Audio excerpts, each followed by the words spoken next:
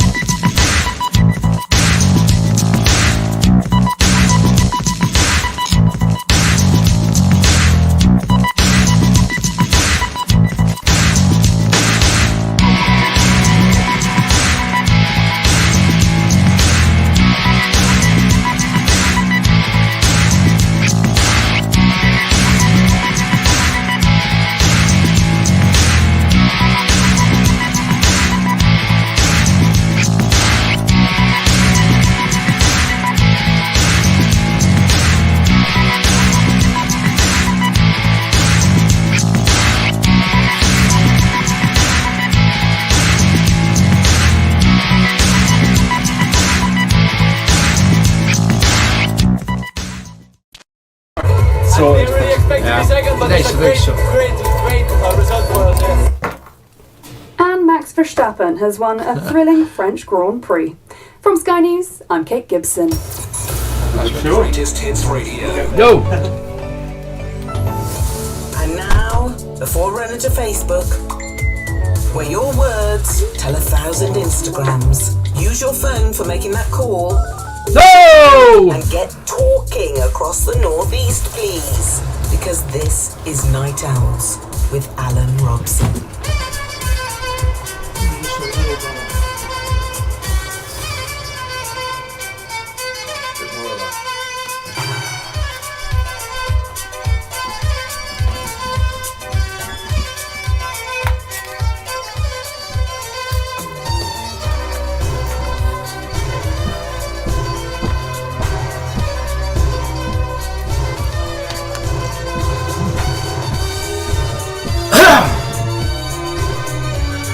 You're right. No, just the sound's been messed up again.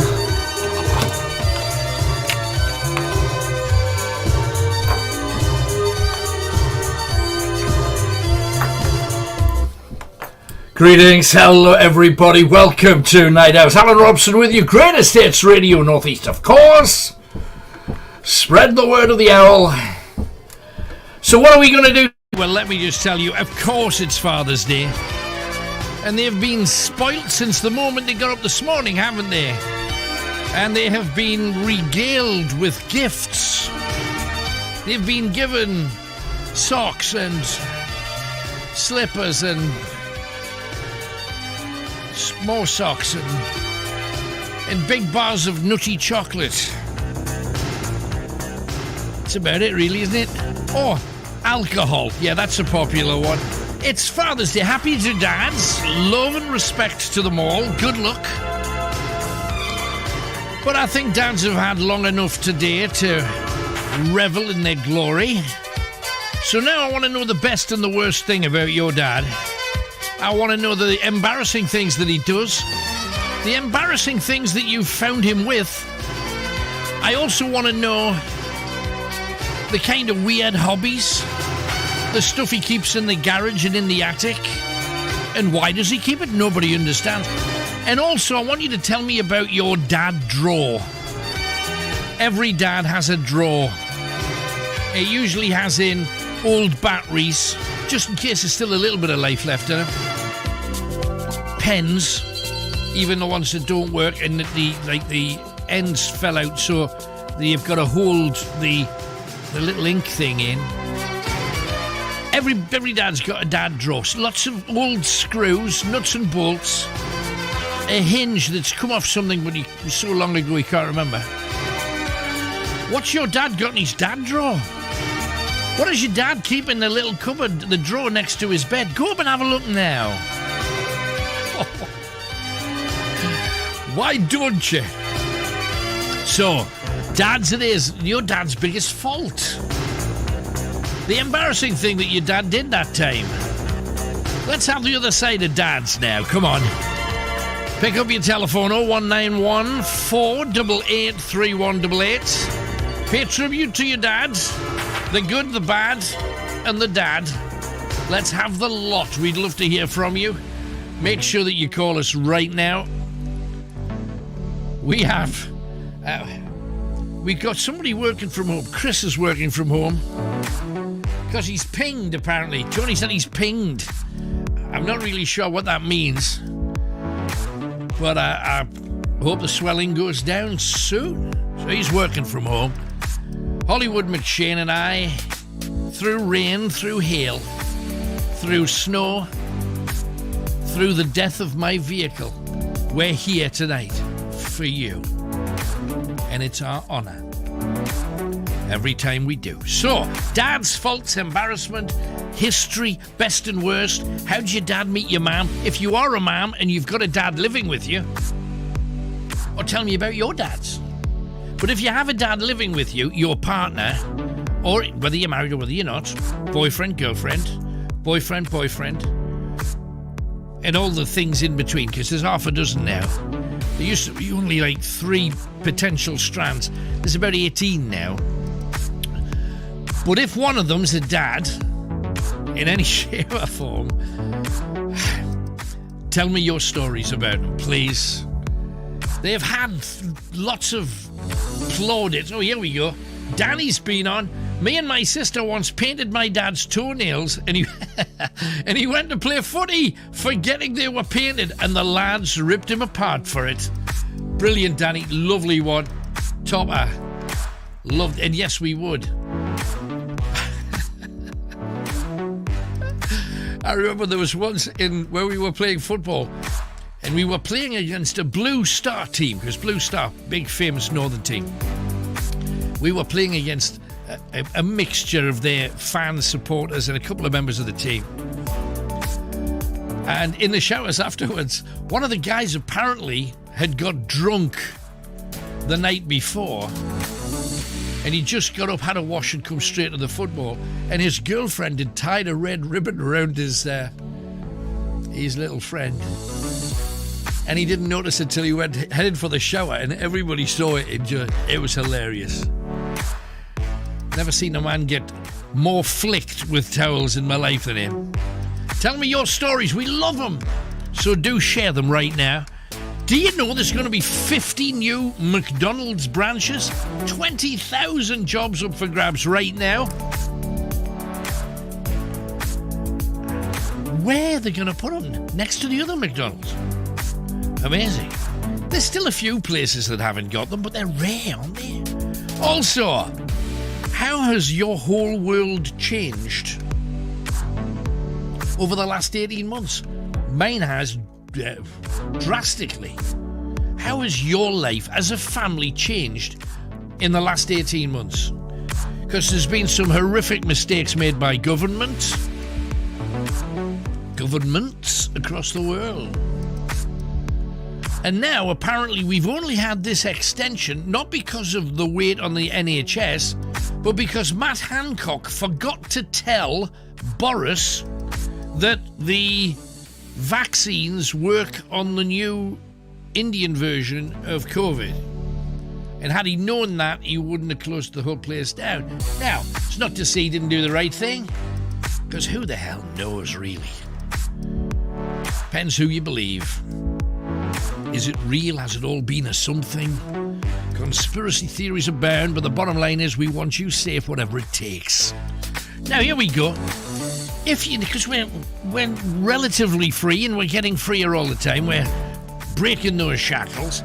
If you could go anywhere on planet Earth just for a day, where would it be and why, and what would you do? That's my thing. Sometimes I just shut my eyes and remember being in a place somewhere, which leads me to another thing I wanted to talk about. Have you ever been giving, not given, have you ever been given a meal where you literally didn't know how, why, or whether you were going to eat it or not? And I was thinking, when we flew over the Nazca lanes, and we got that short tucked away. When I flew over the Nazca lanes, we had to fly from Lima, the capital of Peru, to Maria Reicha Aeroporta. And we were there for like about 2.5 hours before we could take the flight, which gave us time for the locals to put on a spread for us in Peru. They brought these things out, and they had like big fangy teeth, cooked, little bits of burnt fur still left on them, and they're guinea pigs, right? Guinea pigs. Where exactly do you start eating a guinea pig? Look like fat rats. You didn't recognize any of the vegetables. You didn't even know if there were vegetables. Have you ever been given a meal anywhere and you just didn't even have a clue how to start eating it? Maz has been on.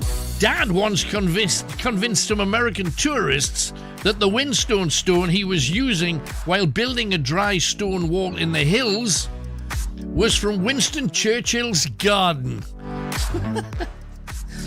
Oh, hey, Winston Churchill? Wow. Surprised he didn't want to buy it from you. As they bought London Bridge, if you remember. Not necessarily those Americans, but Americans in general. Tell me your story. Great dad stories. Everybody's got a dad story. Come on. My dad's story was him when I needed a wee and we were travelling a long distance, was for him to say, get in the back seat, stand up and wee out the window while he's driving at 60, 70 mile an hour down the motorway. You have never seen a tiny shrimp flap at that speed, and there was absolutely no way I could wee. Absolutely impossible. Physics will tell you it just doesn't work. But at least about 400 cars saw the whole thing as I drove past them. Hey, was that yes, it wasn't a very big one, but it was yeah. Tell me your stories, your dad's stories. We hear that Archie's never going to be a prince. Isn't that petty of his dad just because they criticised him? Horrific. 01914 488 3188. What happened to my voice there? I have no idea, but it's back. So, just petty unpleasantness from Prince Charles. Michael Owen begs a television star for naked pictures of her behind his wife's back. Oh, dirty games. And I also want food after effects. The reason I mention this is I got an email in this week from Angela who said she had her first clams. It was in like an Italian meal with broth and clams in it. And she says she loves seafood. She'd never had clams before. She's been purple blotchy now for 4 days. And her doctor's given her some stuff to take. But she is literally Barney the dinosaur. At the moment, I'm so sorry, Angela. That is funny, though. And she said within half an hour of her eating her first clam, she was purple and blotchy, all over her body, top to toe. She works in a bank. I think people might spot that happening. She's hoping it's gone by the time she goes in tomorrow morning. A meal that you had no idea what it was, so we want some of them too. Taxidermy. Where do you stand on taxidermy? Some people say it's sick. Other people think it's an art form. I once went to Raby Castle. Possibly you have visited said place. And in Raby Castle, they had a lovely King Charles Spaniel that died, and they loved the Spaniel very much. So they've turned it into a tiny little rug. They've stuffed its head and all the other bits they've scraped out to turn it into a rug. If I loved an animal, I wouldn't want something that you walk over. I'd lying dead on your carpet. That's just me. Ed's having a bit of a rough time. Chin up, Ed. Things do change. Even in a Christian book it says it came to pass. It didn't say it came to stay. Things will get better, man. He says life hits you and hits you and hits you. Always in threes. And it is always in threes, isn't it? That's the second time my voice went, so there's going to be a third one of them too. And did you see the Scotland game? Everybody looked so forward to the Scotland game, to see all those goals. Scotland played them off the park, and everybody's talking about how England, they're the next big thing.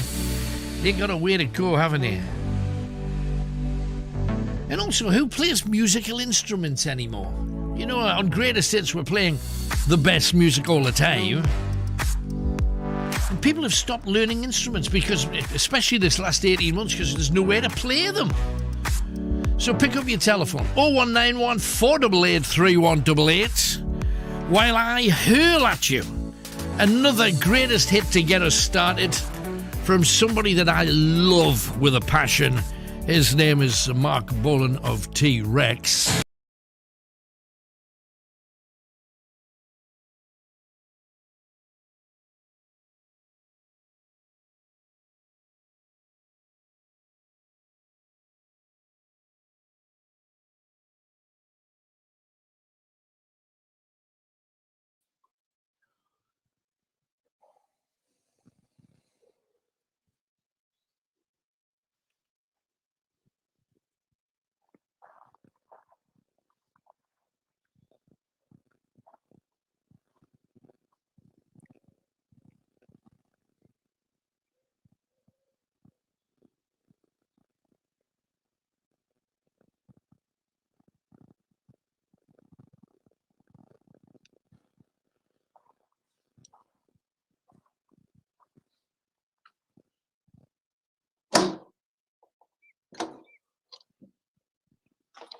Hi, everybody.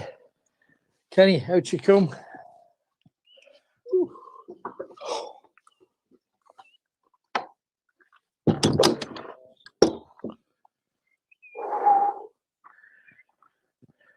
Welcome to an amazing place.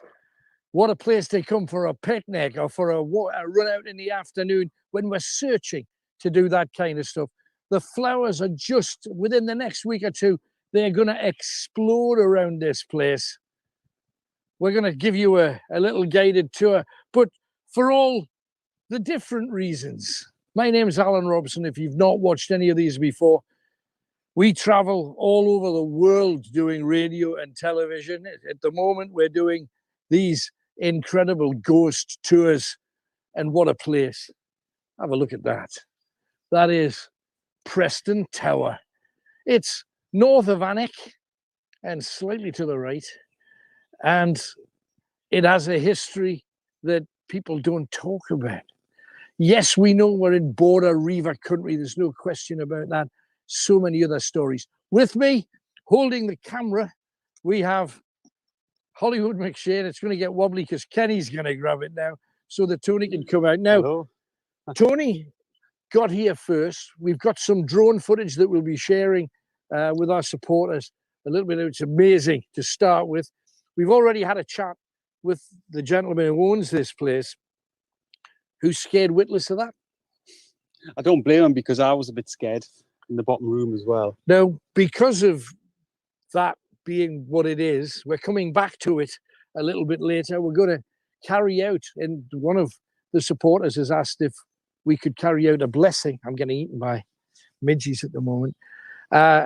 They want their look to change. They've gone through a really tough time, and I think most of us have had a hell of a year.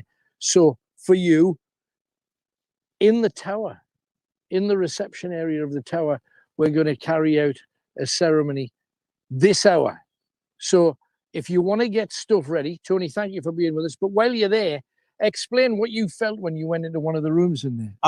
I felt, well, it was the bottom corner, which I later found was the prison. I just felt darkness, and I don't feel awkward in places, but in there, I just felt like I had to get out, basically. Right. Well, we're going to spend some time in there, and you're going to see it. We're going to record an hour, not for any other reason. You'll get that whole hour live, untouched, unedited, but just purely and simply because the walls are 3 foot thick. We don't want to freeze every 10 seconds. So you will get it in pristine condition. So get ready for that. Kenny's with us, of course. And do not forget, if you share. Upside down. Dollop. That's bad luck, isn't it? That's not a good start. But our friends in Australia can also purchase the Night Owl badge. We've got a new batch of them. It's going to be our last batch for a while. If you want them, come and get them, please.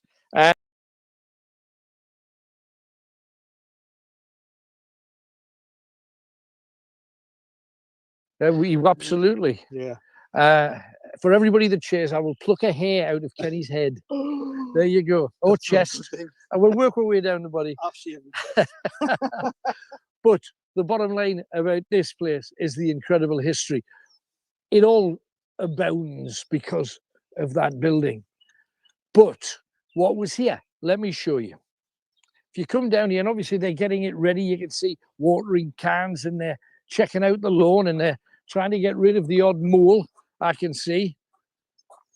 But just over there, through the trees and beyond, and if you see the sun is just going down through the trees there, Tony. I don't know whether you can. Yeah, you can see a tiny bit. Beautiful orange glow over there. That's where the original place of Preston used to be.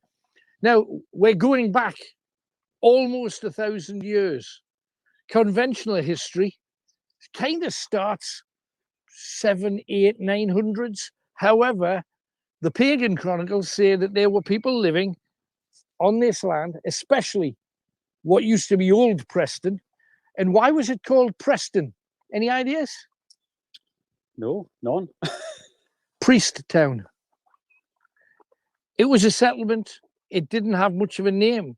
Chait, it was called. Now, I know Chat Hill's not far from here, but Chait, the province over yonder, it became Preston, Priest's Town, when the monks came here, and there was an abbey nearby, and they tried to make this a religious settlement. But the pagans who lived here at the time wouldn't have it. However, by the time the pagans had kind of forced the abbey to close and the monks to disappear, it was already known as Preston. So Preston, it remains. So what else happened here? Well, I have to tell you about a huge battle, a very important battle too. It didn't happen here, but the remnants of what happened came back here.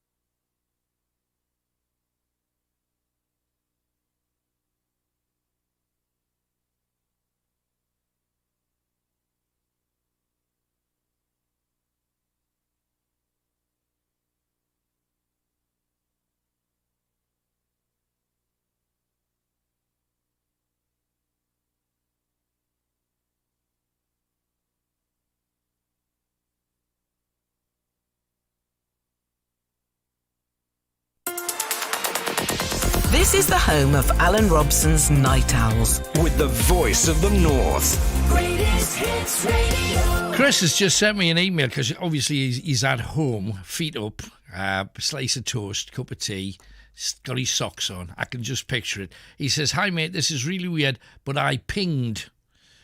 I never thought he'd ever ping in his life, but there you go. So first time for everything, and we've got stories. We want more stories from you.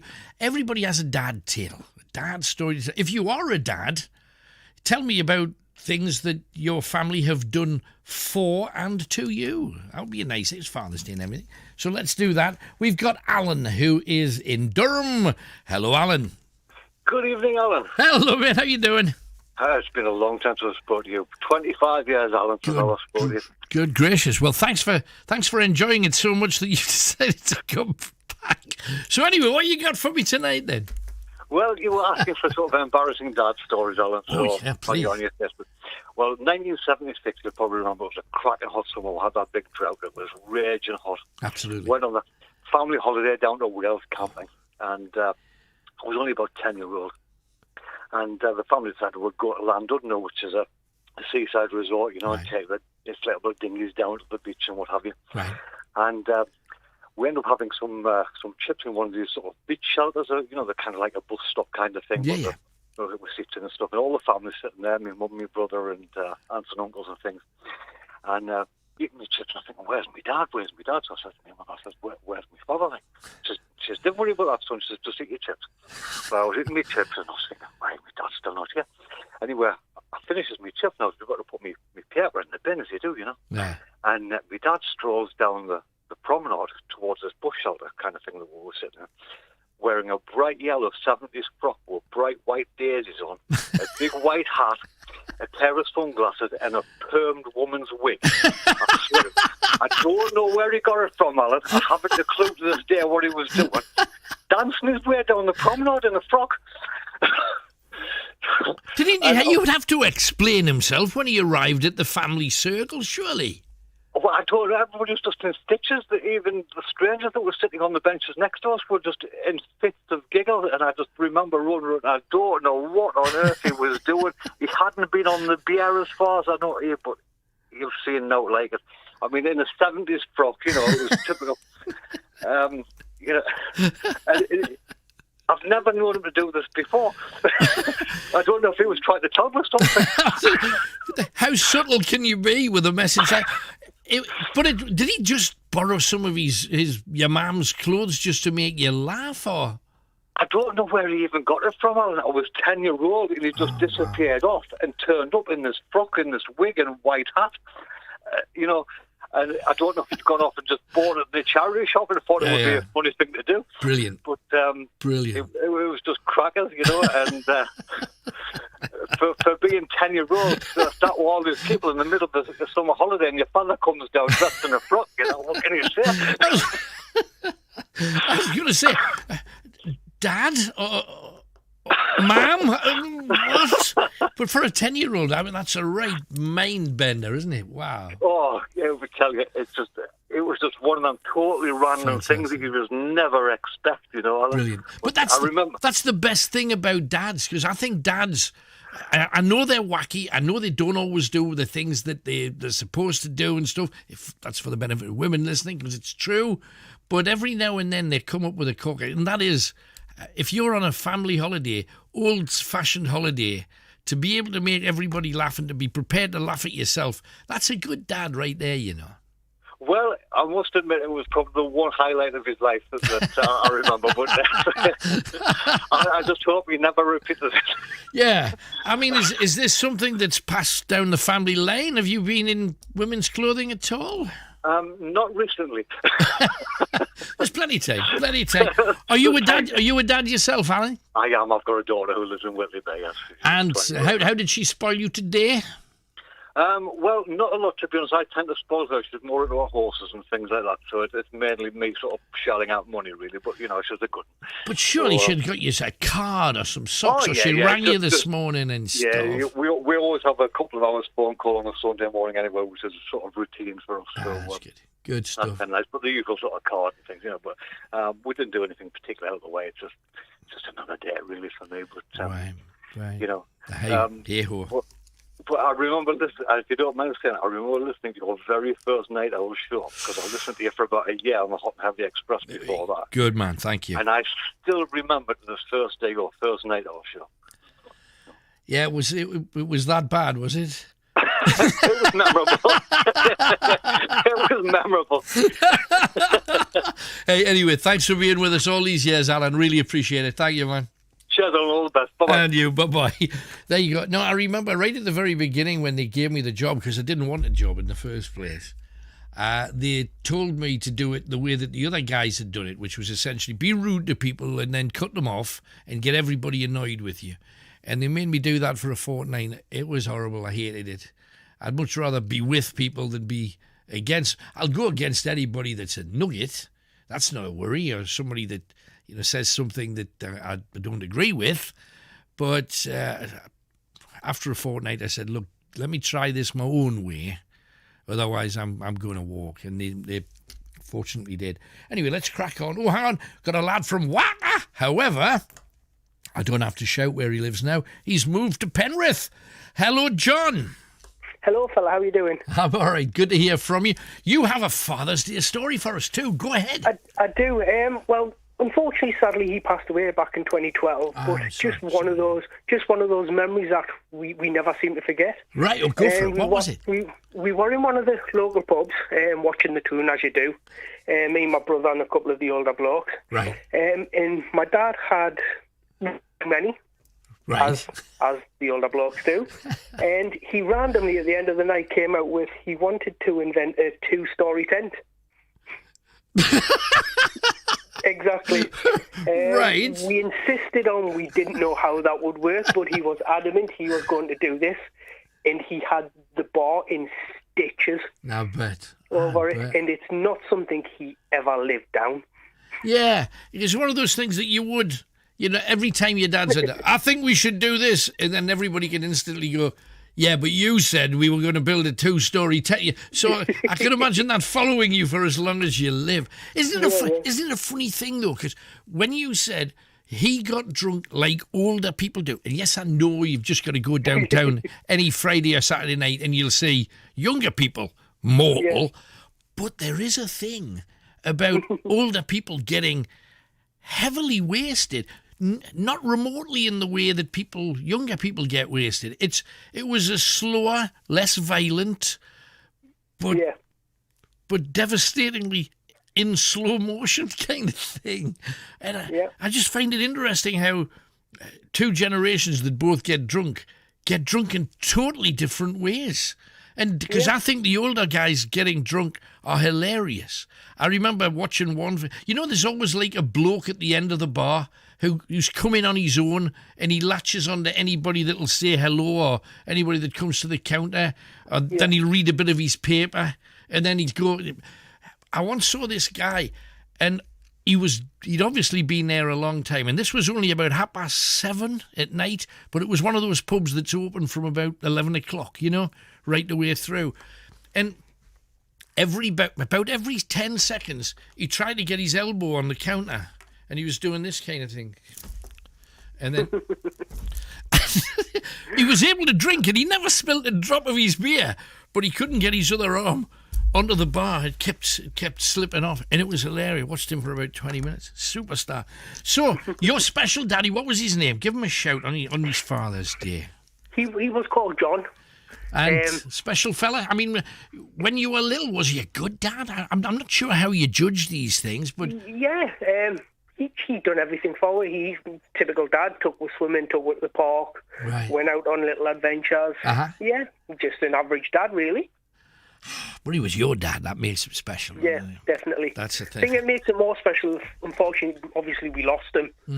Well, did you lose him young? Because he sounds like that. If it was that long ago, he would be still quite young. How old was he? He was 62. 62. Blah, that's no age nowadays, though. People are Yeah. living to 100, 125 in some parts of the world. Yeah, but plenty of those silly memories.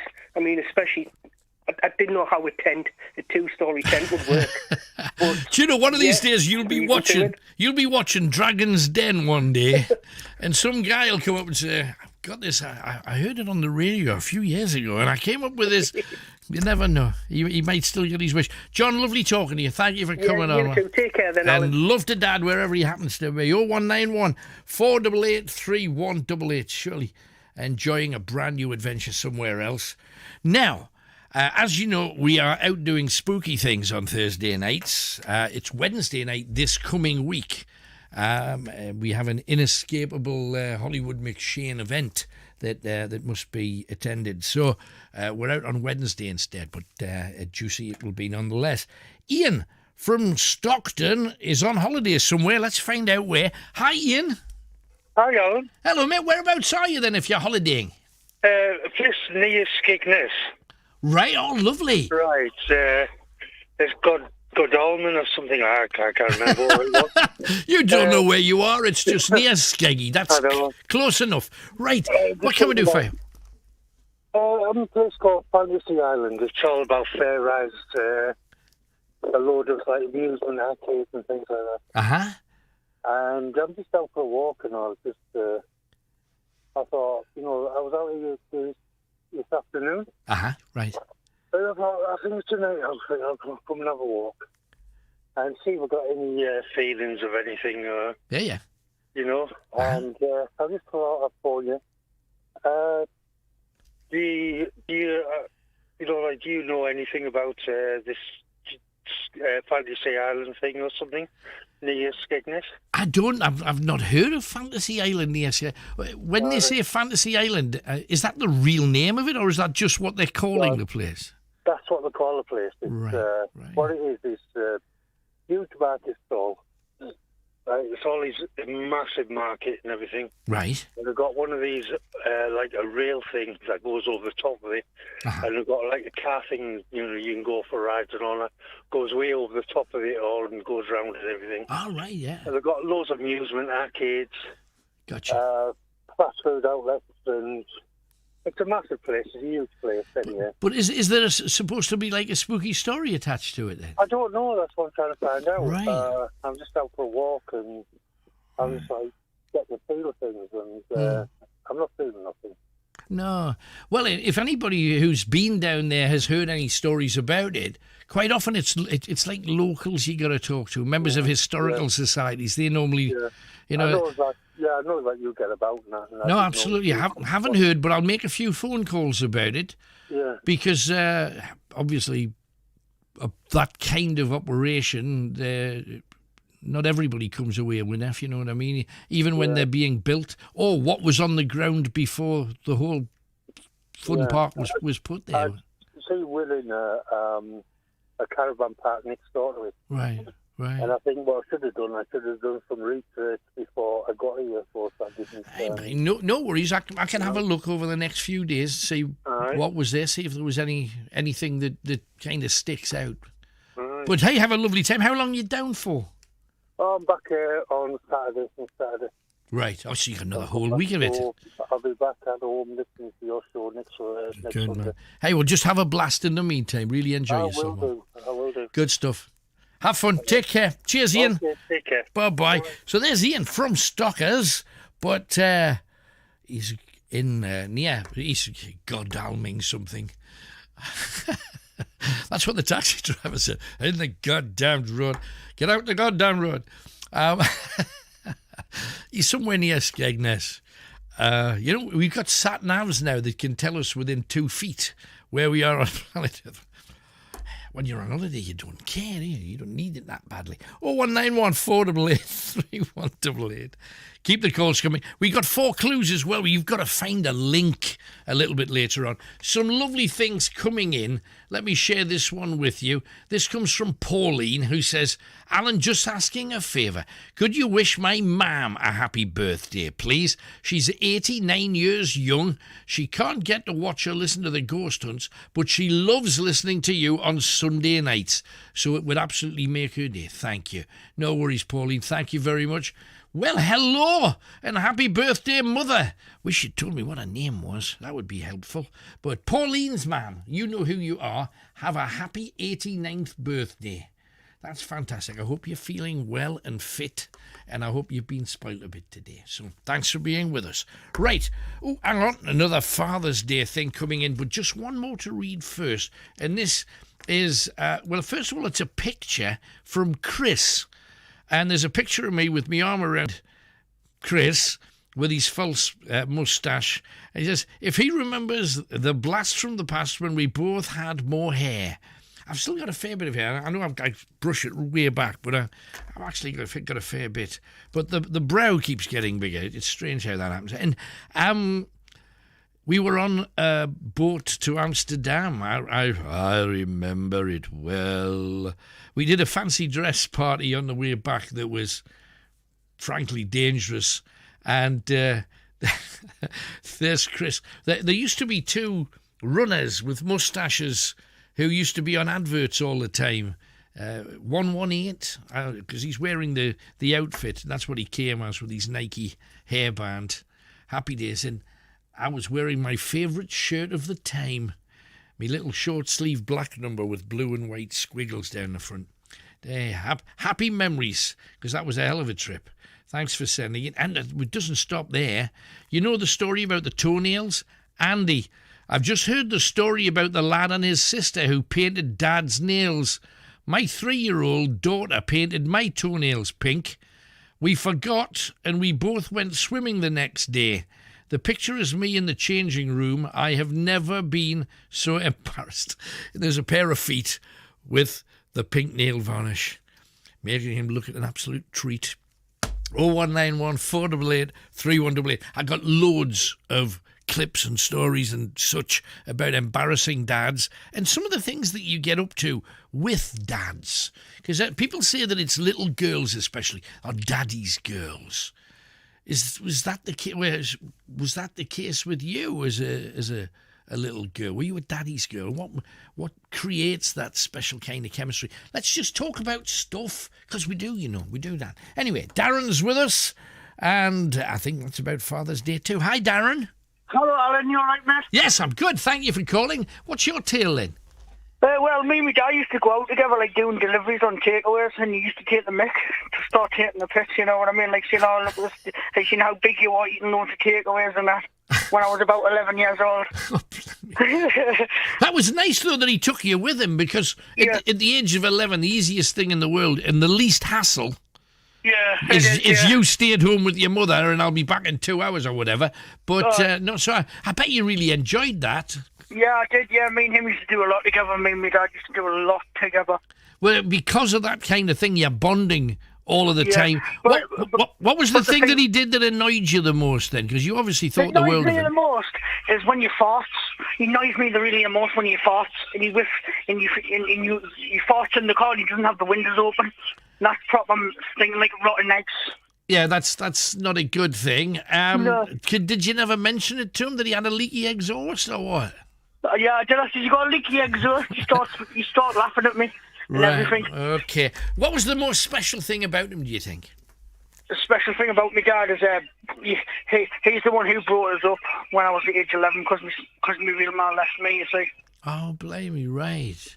So he brought me up when I was at age 11. So he took you on from that age, was it? Yes. Well, what a lovely thing as well, because he's not blood, but he became blood, if you know what I mean. Yeah. That's special. My dad's proper legend. If anything's happened to my dad, I wouldn't be here without him, you know what I mean? And that's spectacular. So what did you do for him today? Did you get him anything? No, I've rang him up today, but I'm going to give him £50 tomorrow. Oh, blimey. For Father's Day, so he's all right with it. Yeah, I would think he would be too. And he's went out for Father's Day meal with me stepmom. Right, lovely. Hey, well, that's great. Yeah. It's all good. Well, thank you for coming on, Darren. Good to hear you. Thanks, man.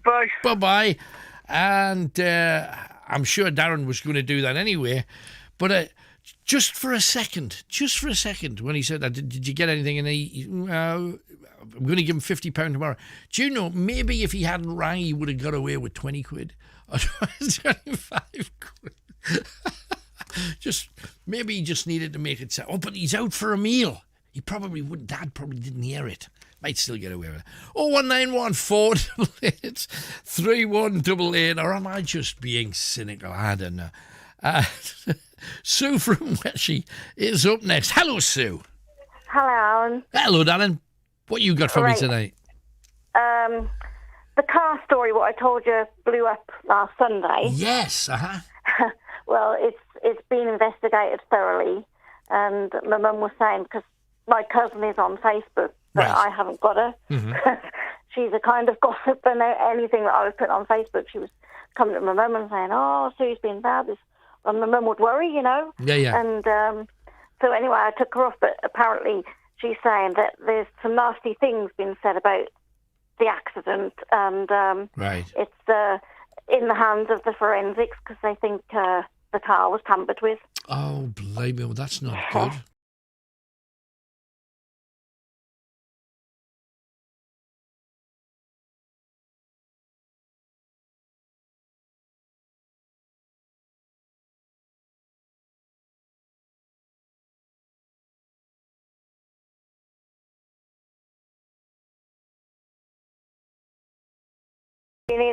You know, because you know when you live, obviously you live away, and then when you come to your hometown, you like to go and reminisce. Yeah, of course. So we went out in the car, and my mum said, "Oh, let's go down the bank and see the old house," because she said that it was up for sale. Right. So she said, "I wonder if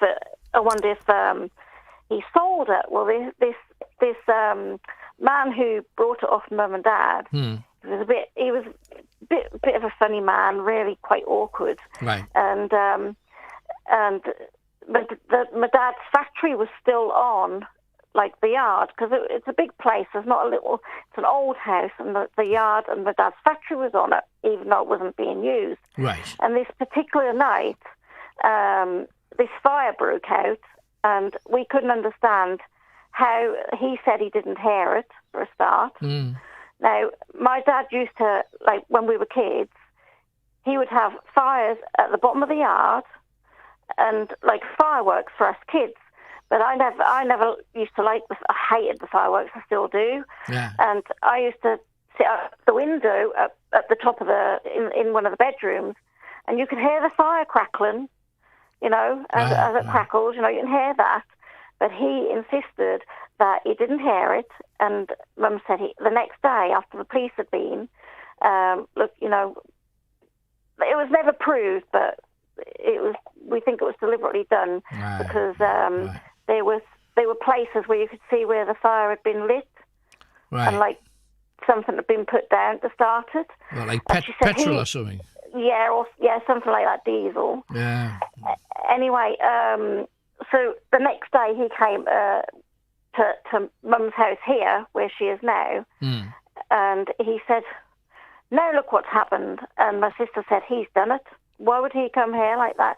My sister is convinced that he like, burnt it down, basically, because he wanted the yard. He didn't want the factory to be on the yard. Right. You know, so anyway, what it was, we went and had a ride, and my mum says, she said, he sold it. It must be gone. Like, I'd just like to know if the garden and that is still there.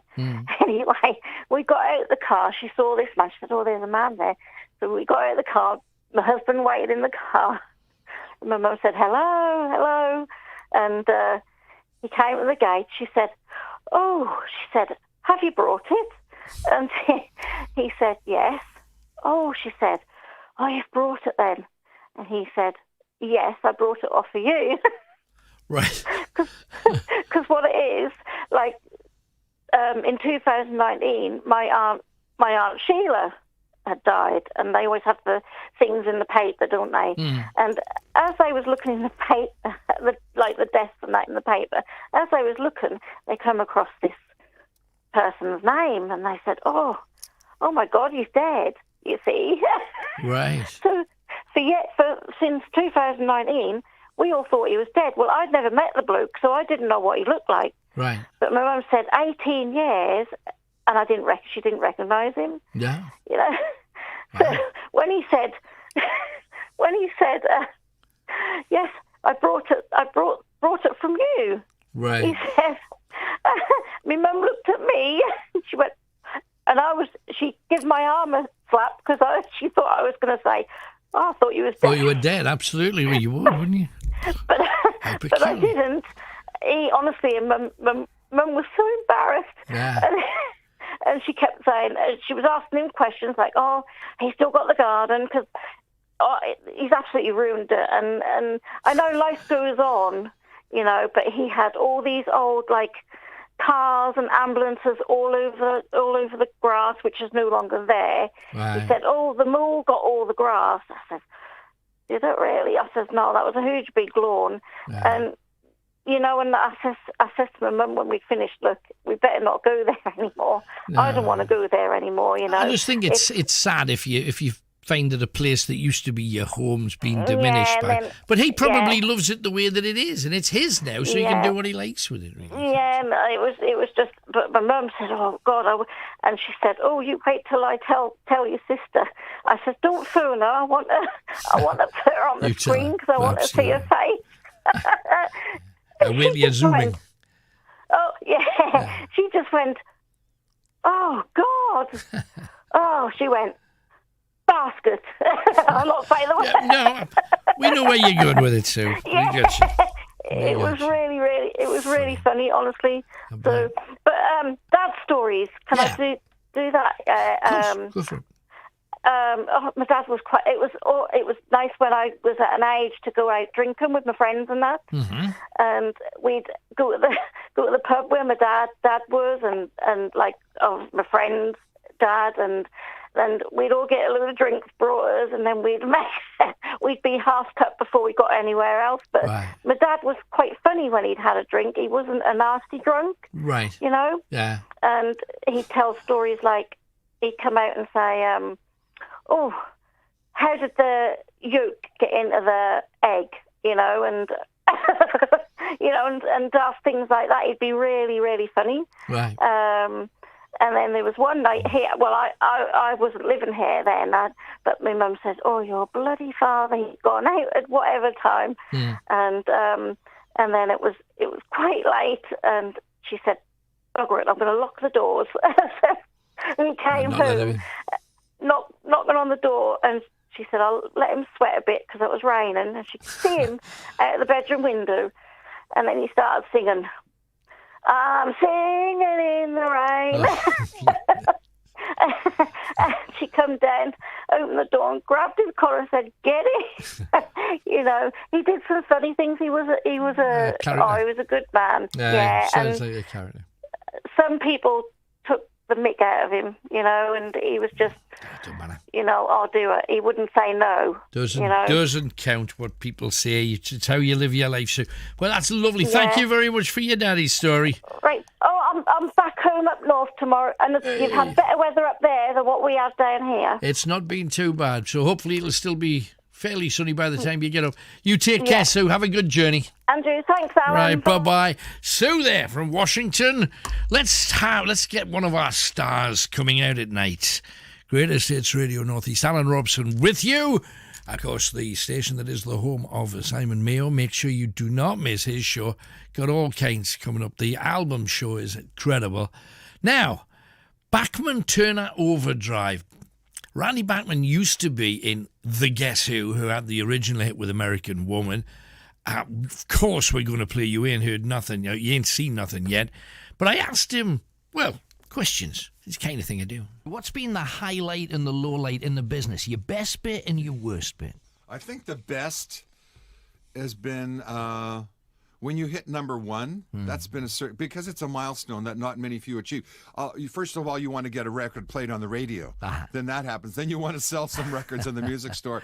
And then you want to get on the charts. And then you want to, I mean, the want keeps going. Right. I want a gold record. I want a platinum record. And then once you get those, there's still another want, and that's to get to number one amidst all the other gold and platinums.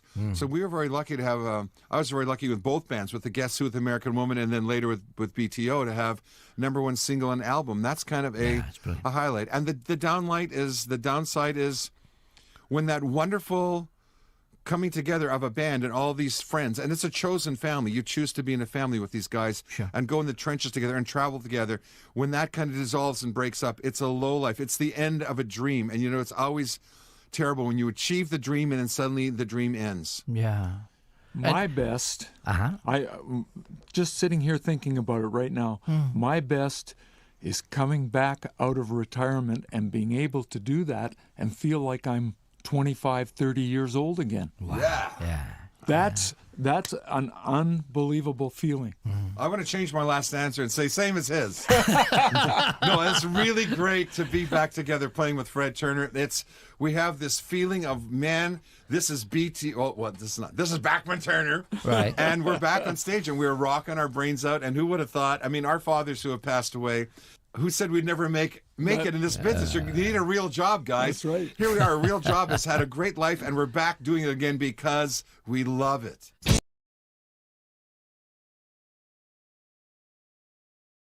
Scots lost 14,000 men. The English lost 5,000.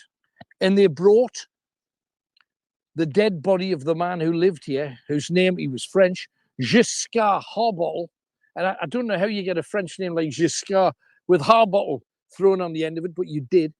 Giscard Harbottle died on Flodden Field, and they brought his body back here. And with it, they brought a lot of the wounded English soldiers.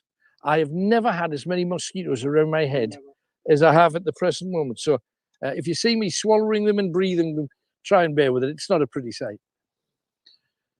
So they brought his body back with the wounded English, and they were putting hot pokers to seal wounds. They were ending the lives of any Scots that didn't have any use for the English to raise money. So this, if you can imagine the land around here, remember that at that time, there was a castle keep here, and there was a tower just like that here. They've created this as an area for bats because this will create a lot of, and will help. This is full of midges. You sugar lat bush, the midges come out, the bats come down. You'll see them later because they're all over here. So we're going to take a walk on the land where a lot of things happened. I want to tell you the story of a witch when we get down to where she lived or where we believe she lived.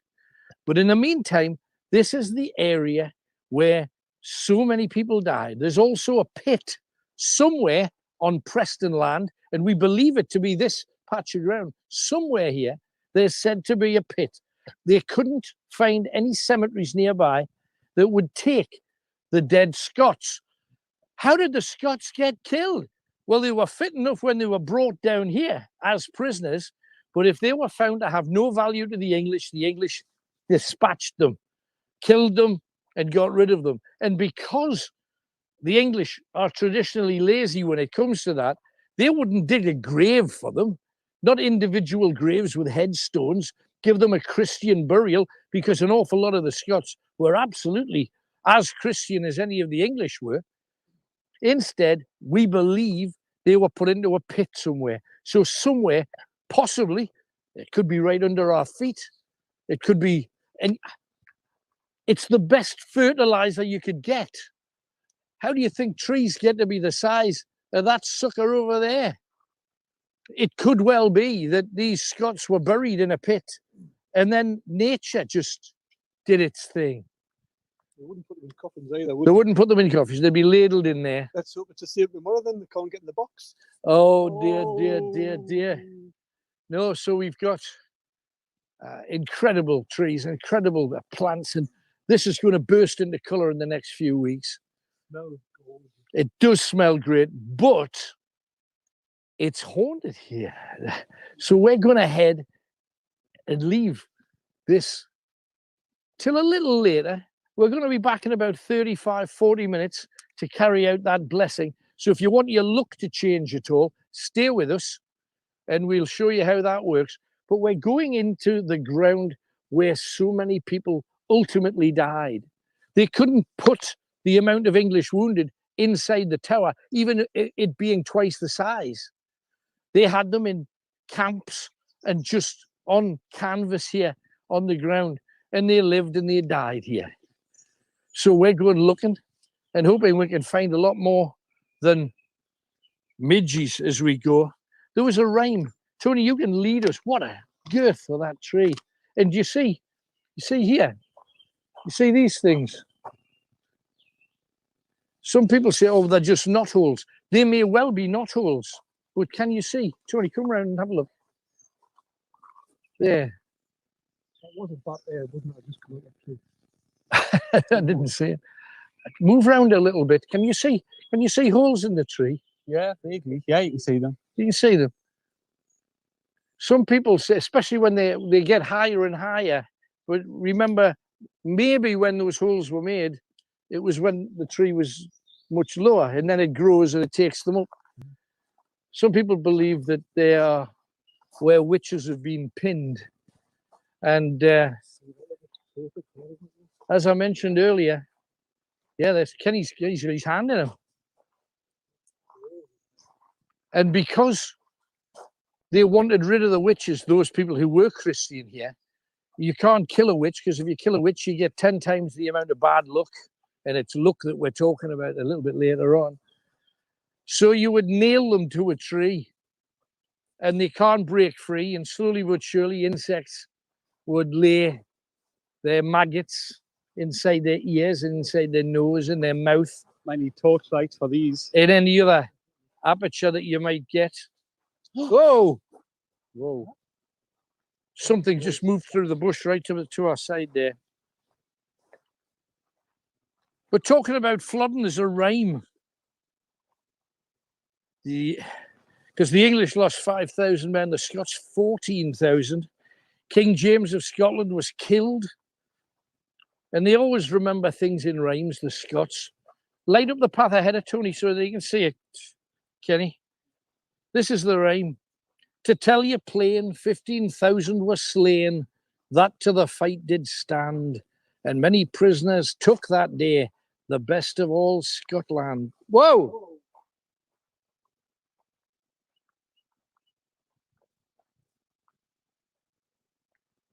Wow. That day made many a fatherless child and made many a widow poor, and many a gay Scottish lady sat weeping in her bower. We mentioned Sir Giscard Harbottle. He had his body returned to Preston Tower, along with hundreds of dead English soldiers to be buried and the badly wounded and some Scots, as we mentioned. And there's a Northumbrian rhyme that tells of the scene. The blood ran deep into English ground as the valiant breathed their last. The gallant lord brought home in two halves his regal days long past. Amongst friend and foe, loud cries of pain, of agony and dread. to remain for all time scarred by war, home to the living dead. And here we are, home to the living dead. Are they going to come out and show themselves to us tonight? That's the question. Some of the Scots were, whoa, noise behind. In here. Yeah, just something heavyweight going on in there. Like a growly kind of voice. Growly kind of voice.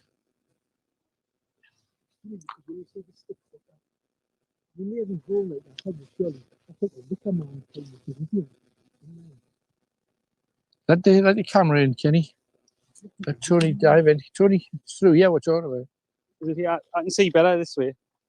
Do you need a bit of light? Yeah, I think the torch. See what's beyond it. Oh. Is it? You're not there. You're not there. That's not natural, surely. Isn't it strange? Nature, though, is an amazing thing. And there's big sharp holly bushes here that nearly got Kenny with it. I was trying. Some of the Scots' dead bodies were burnt here as well, and the ash just scattered. And you sometimes look at the ground and you think, I know, absolutely. And here they're letting the grass grow wild so that wildlife can abound. And in this area, back in the 1000s, there were bears here. You got to remember that, before we separated from Europe, and that was a long time ago, bears from Space Station have ventured out for a spacewalk for the second time in a week. The team is installing powerful new solar arrays to help power the station. Wales have lost 1-0 to Italy in their Euro 2020 clash, but have still made it through to the knockout stages. Elsewhere, Switzerland have beaten Turkey 3-1 in Baku. And onlookers planning to see the sunrise at Stonehenge tomorrow morning on the longest day are more likely to see cloud and rain. The solstice gathering was cancelled for the second year running after the delay of lockdown easing. English Heritage will still live stream the event. From Sky News, I'm Kate Gibson. Thanks, Kate. Alan Robson with your Greatest Hits Radio Northeast. For those of you that are watching, I know a lot of you put the show up on the big telly, because people have the big telly now. How spoiled are you? You may have noticed that we have a character joining us in the back that is utterly random. Do try and ignore them. But apparently somebody's been whinging that we've got nothing in the corner. And we can't put baby in the corner for obvious reasons. So we've put him in there. And like so many people on a Sunday evening, he appears to be legless to me. But anyway, we'll just leave him where he is as I give you your first of 4 clues that could win you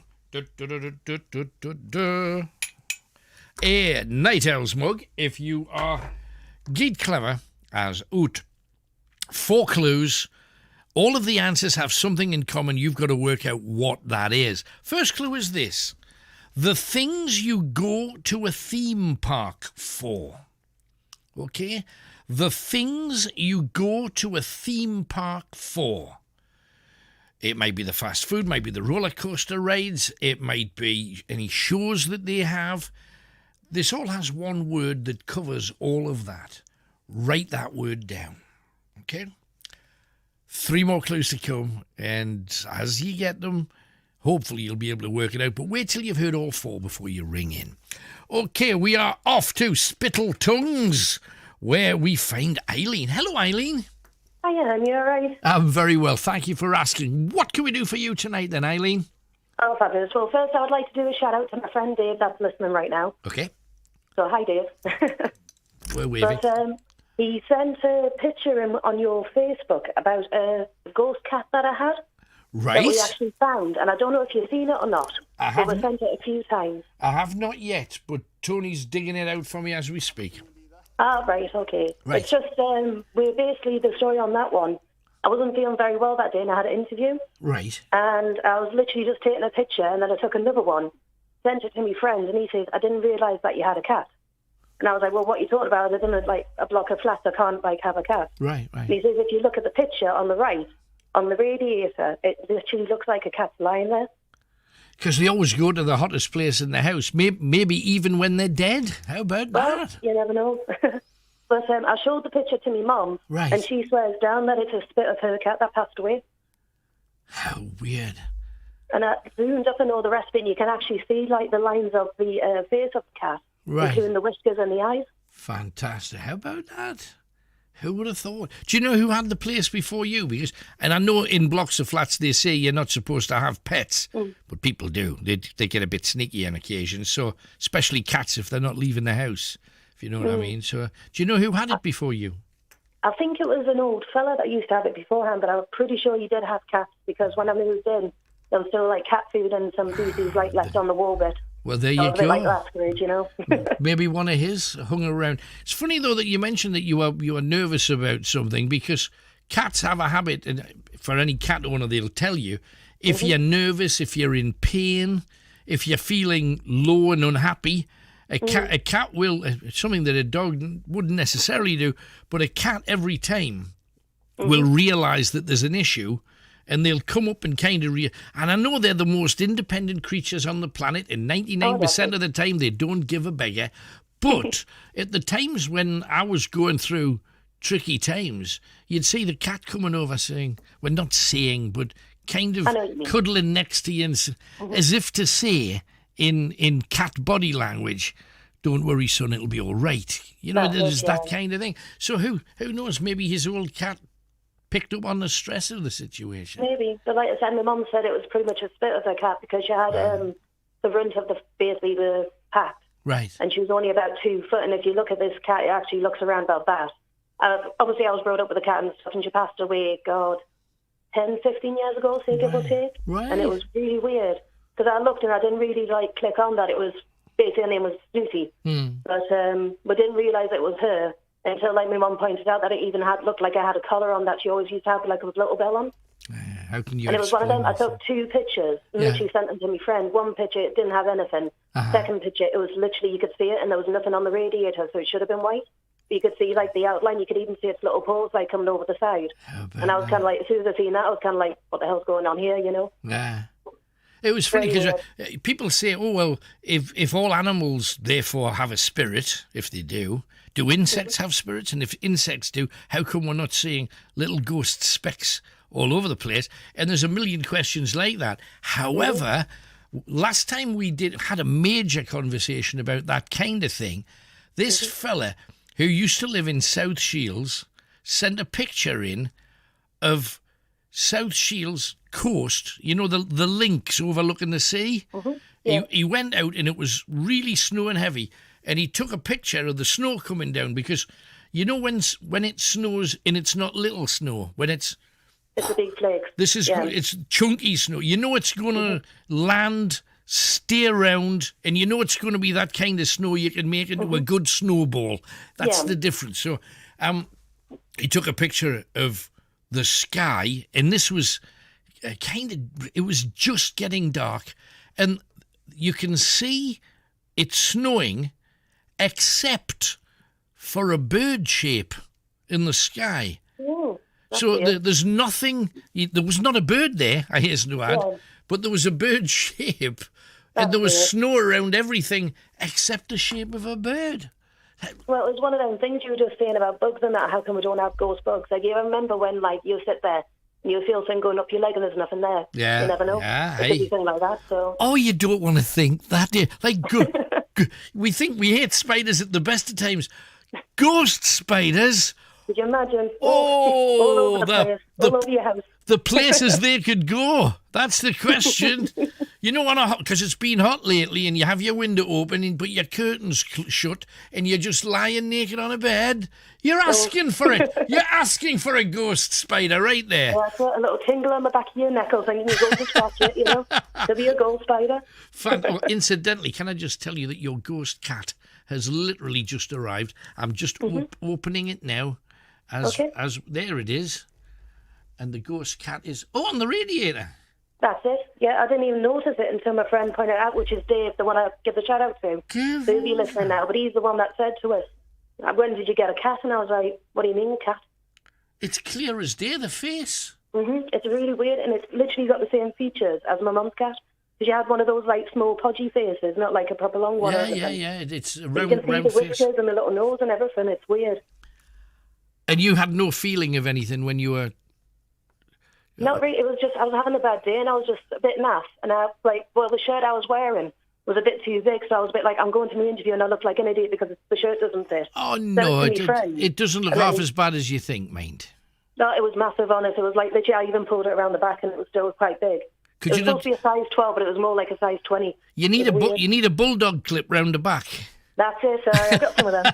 Well, I do security, you see, so I got all that stuff here. Gotcha. That's brilliant. We put it up on the screen as we stand, and people at home will be able to see it now. Brilliant. So glad we got that before the end of it, because it is crystal clear cat face. It's really weird. Like I said, it was something I didn't notice myself, because obviously it was something I just sent straight out, and he was proper like, when did you get a cat? And he was just, I was like, what do you mean cat? I was just like, well, I have a stray cat running around, Yeah. Oh, but I was on the third floor at the time, so obviously I even turned around and said, well, no one in the actual building apart from the lady downstairs that owned a dog. Fancy. So, it's just a brilliant shot. I love the fact that we're able to see and put up on the screen, at the same time when somebody sends something like that in. It just adds so much. Bless you. Thank you for coming on, Eileen. It was lovely talking to you. My honour. Thank you for coming on. There's Eileen, and I think she looked fine. She looked fine in that shirt.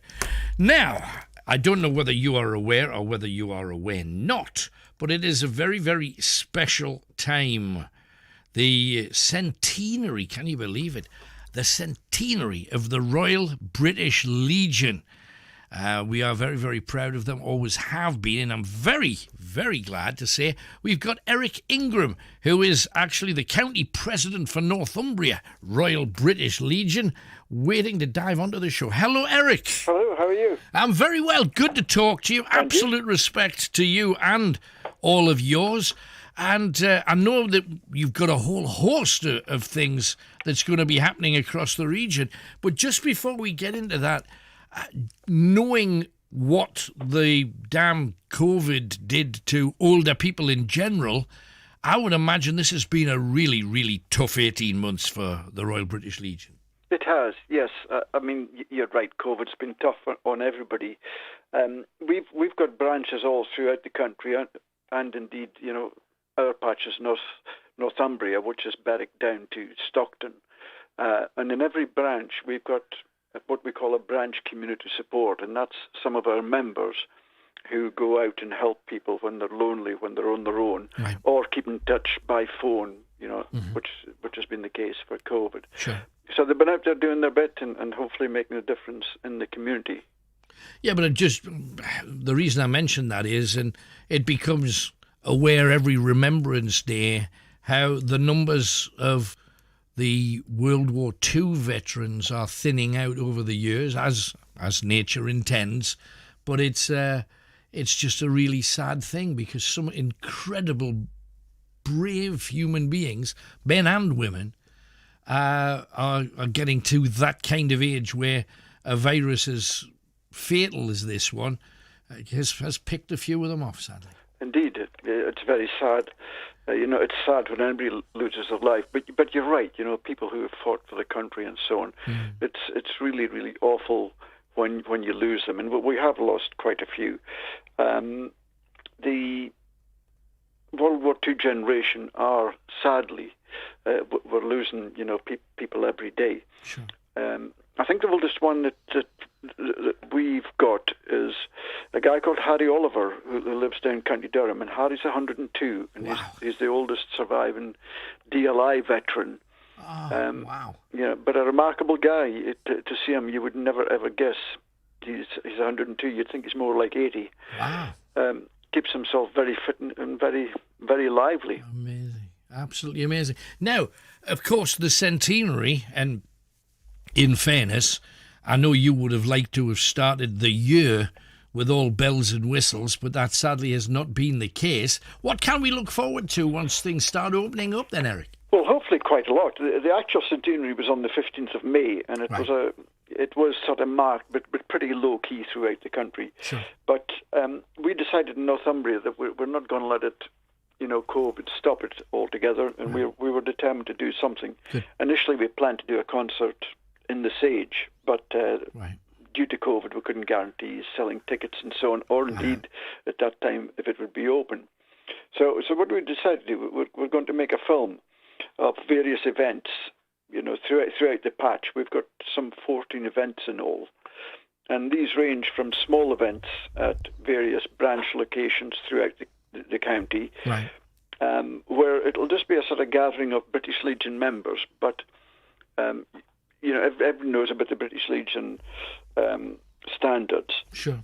And the branches that have been in existence for 100 years, and we've actually got 12 in the county, they get a pennant that gets attached to the top of the standard. Right. So we're going to have those presented by people like Lord Lieutenants, mayors, that sort of level of people at the various places. And we'll also be getting, veterans and the older members just to tell us a little bit about what they've been up to over the years, any interesting stories. And there are some really, really good stories to be told.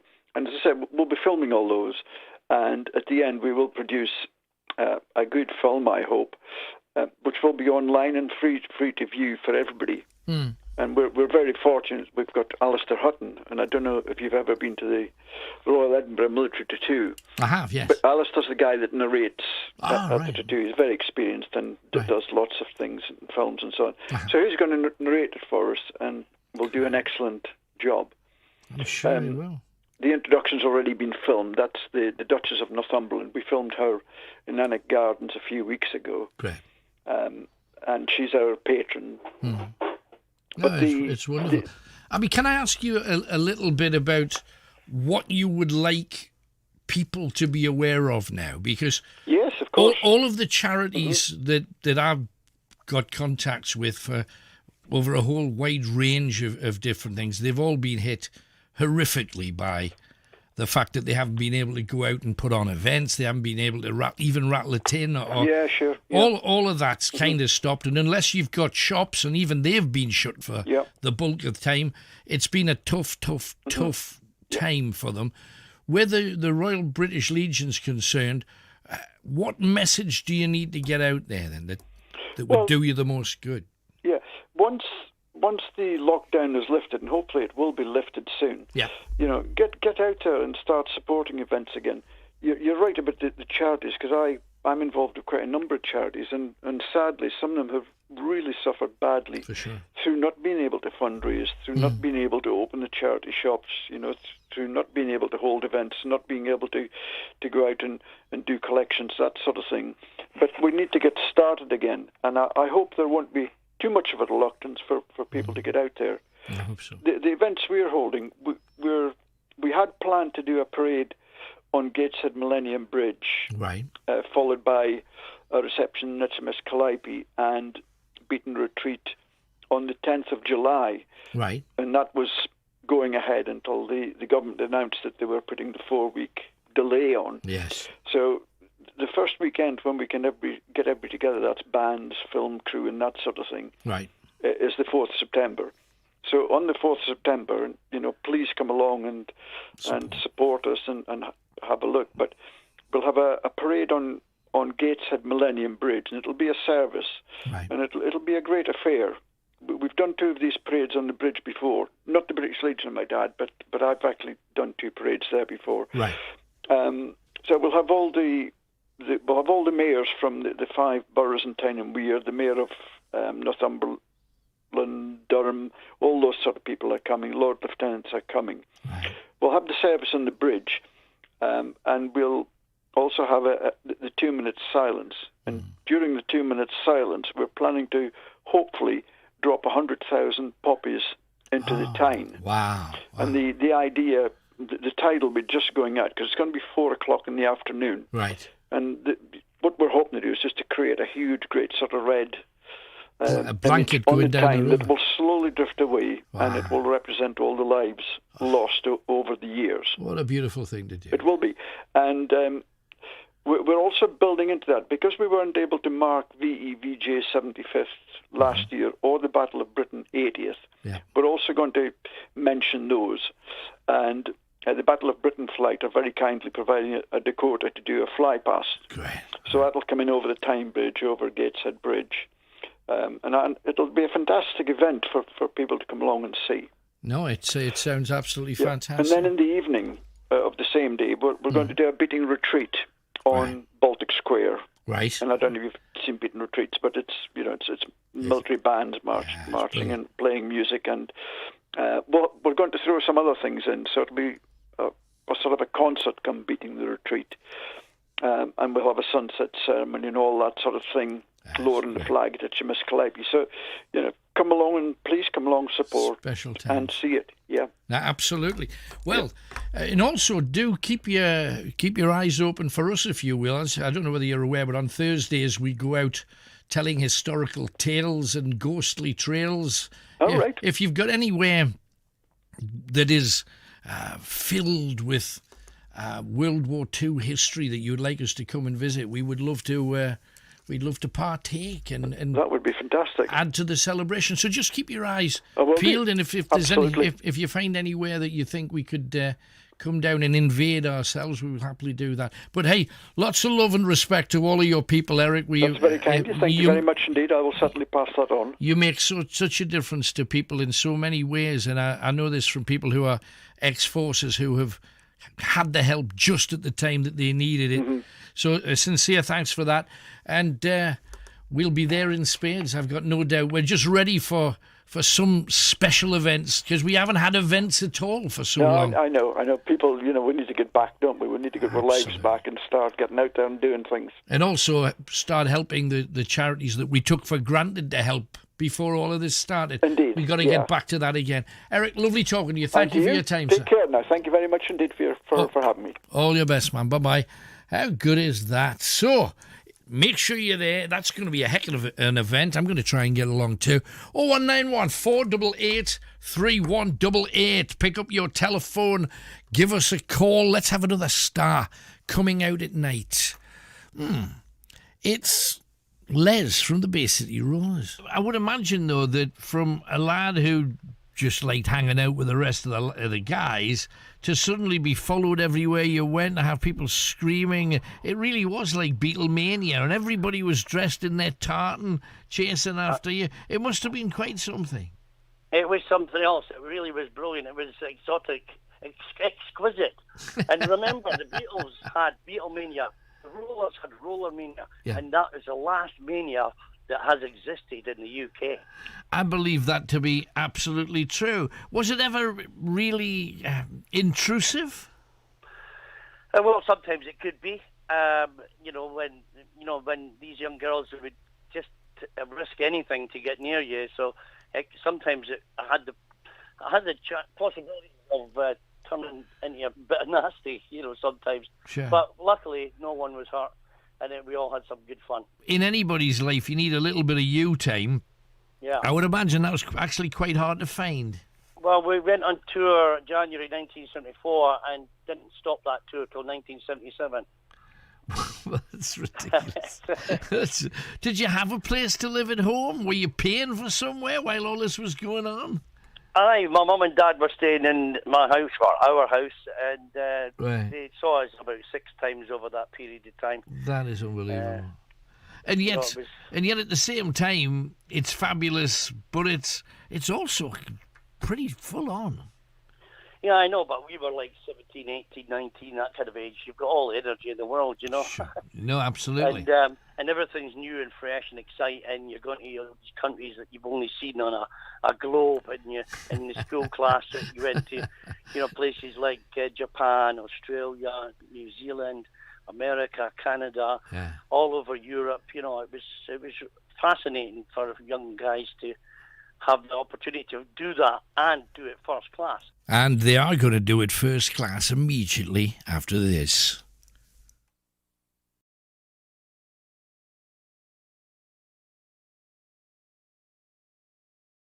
Like a hide, I suppose it could be. Oh, bats. That's a bat. I knew there was a bat there. There's a bat just Come for on, there's another one. See them? Yeah, they're bats. He said they live in the tower, so yeah, they live in the top of the tower. We should see them later. Well, look at that. I like bats. I'm a fan. That's open though, isn't it? Oh, look at Forest, that, isn't it? Look at Talk that. about that. Oh. She was. That's like a wooded forest, isn't it? That is, yeah, man. Oh my God.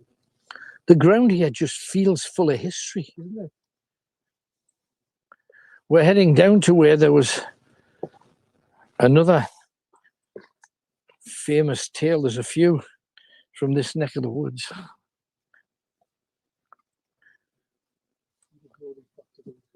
Story of, well, the bats will be here, there's no question.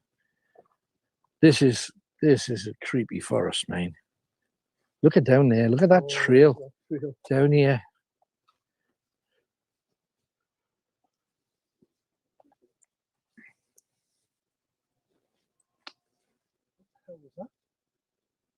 Did you catch that? Listen.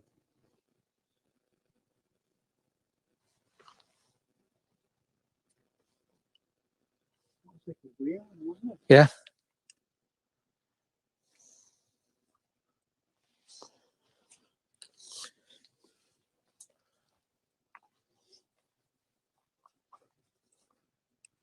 So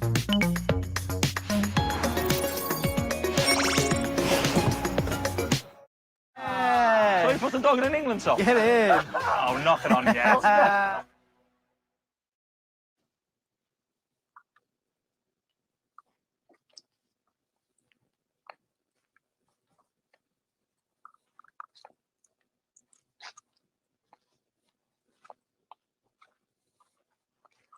What's out this way? Have you been down here, Tony? No. He just said there should be a stream. A stream? Oh, maybe it's the wrong way. No, this looks like road. That's the main road. It must be the trail that we need to go down. Right. Yeah. My gut was telling me that was the way.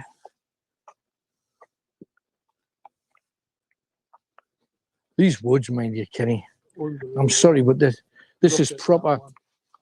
You know that sometimes people when they have a bit of land there, they're determined to make it look anything but natural. Natural wins every time, doesn't it? Absolutely. We might get. It's possible.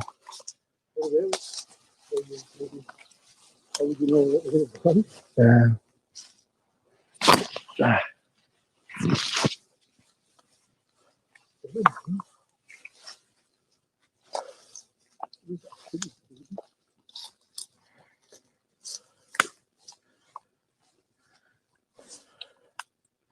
I got to take you back in time a little bit for our next story, which is down this next track. We knew it was along this way. We weren't quite sure which direction to go, but we do know it now. And don't forget, if you want to take part in our ritual a little bit later on, you're going to need a candle. You're going to need a little bit of your own hair, just a tiny bit of your own hair. You're also going to need a silver coin of 5 pence, 10 pence, 20 pence, 50 pence. You're going to need a, don't worry, you're not going to lose it. But there was a lady from a place called Embleton who lived at a spring in Preston. Now, the only spring that I can find in Preston, there may be others, but the only one we know about for sure is down this trail. So this is which country that we're heading into? Old Nan. Whoa. Old Nan used to live at this spring that we're heading to now. And she used to heal the sick and she'd birth all the babies. Farmers would come to her and, you know, if there was a cow or a sheep in trouble, old Nan used to be the one to fix it. Now, the problem was she was a wonderful old woman, but the clergy hated her because instead of coming to them for help and well-being and all of that. Instead, they used to go to old Nan. And they said that it was down to her. This was 1590, mind you. Well, look at that tree stump up there. They claimed she was a witch because there was widespread hysteria at the time that malevolent satanic witches were supposedly threatening Christianity. Whoa, that was to your left. To your left there. Just something, I think it was like maybe it's a bird. I hope. There was something heavier running through the bush. Oh, watch your step, Ken. So the Northumberland magistrates, especially the ones around here, became rich because they could make 3 shillings and 4pence if they were to try a witch. That's what they got. Then they were given £1 5 shillings to kill, bury, and conclude the case. In other words, she was going to be found guilty and you were going to have to kill her. And if you did, then you got the money. If she was found innocent, you didn't get the money. So guess what happened to most of the witches? Exactly. They all went the journey. They weren't witches, most of them. Nan was hanged the same day as a lady called Agnes Sampson. She was taken to Holyrood House, where the king himself was so concerned about witchcraft that he tried the case himself and found Agnes Sampson guilty after 57 hours of torture. Can you hear that in there? That's the 3rd time I've heard it. What was it? Bat? Is it a bat? Yeah, if that was a bat, you wouldn't hear it. Birds, maybe. Yeah, but no, it's not a bat. Definitely. Flapping. I just bought him a nice card and like a bar of chocolate. Lovely. For a celebration. Yeah, no, that's good. Did he like it? Was he happy? I haven't been home to see what he was like, but I think he probably have liked it. Yeah, the chocolate will be gone by now, especially with there being football on today, I would imagine. Or probably be in the fridge. Oh, in the fridge. Oh, he's one of those. Keep it ice cold chocolates. The fridge is full of crunchies these days, isn't it? And bounties. That's the place to hire him, definitely. So when you going up to see him, then you're supposed to go and see your dad on Father's Day. I've been home this morning. Right. And then I'm just staying out at a friend's house until tomorrow morning, and then I'll be going. Then you'll be back. All right, no and worries. Then I'll be going straight back home tomorrow. Champion. Hey, well, that's a lovely thing you did, Jack. What's so special about your dad then? He's just so kind. That's a nice thing for a dad to be. And what's the daftest thing you've seen your dad do then, over all these years? Probably pull funny faces at us. Right. Well, yes, that's what dads do. Dads look at you in a funny way. Always, that's the thing. Jack, good talking to you. Thank you for coming on. Lovely call. Thanks for ringing. Bye-bye. Talking about, like, embarrassing things, let's have a couple of, well, dads that have embarrassed. It's this kind of thing we want from you tonight. When he's in front of the television, this is just you two together, I presume. And when my friends come round. And your friends? Yeah. He rearranges himself. Uh-huh. How does he do that then? Through his pants. And sometimes in the pocket as well. In the pocket? Yeah. He's a bit of a juggler. Yeah. Right. And your mates all notice? Yeah. And when they come round, he asks them questions. Like? Have you got a girlfriend? Have you snubbed her yet? And stuff like that. I'd be just an ounce concerned about your father. I am. Extremely. And we had somebody ringing before saying the worst thing that he did was break and wind in the car. There's a bit of a theme there. Your dad breaks wind in tune. What tunes can he play with his bottom then? He plays all sorts. Oh, like, give me an example. I mean, like a Sunderland tune that goes beep beep beep beep beep beep beep beep.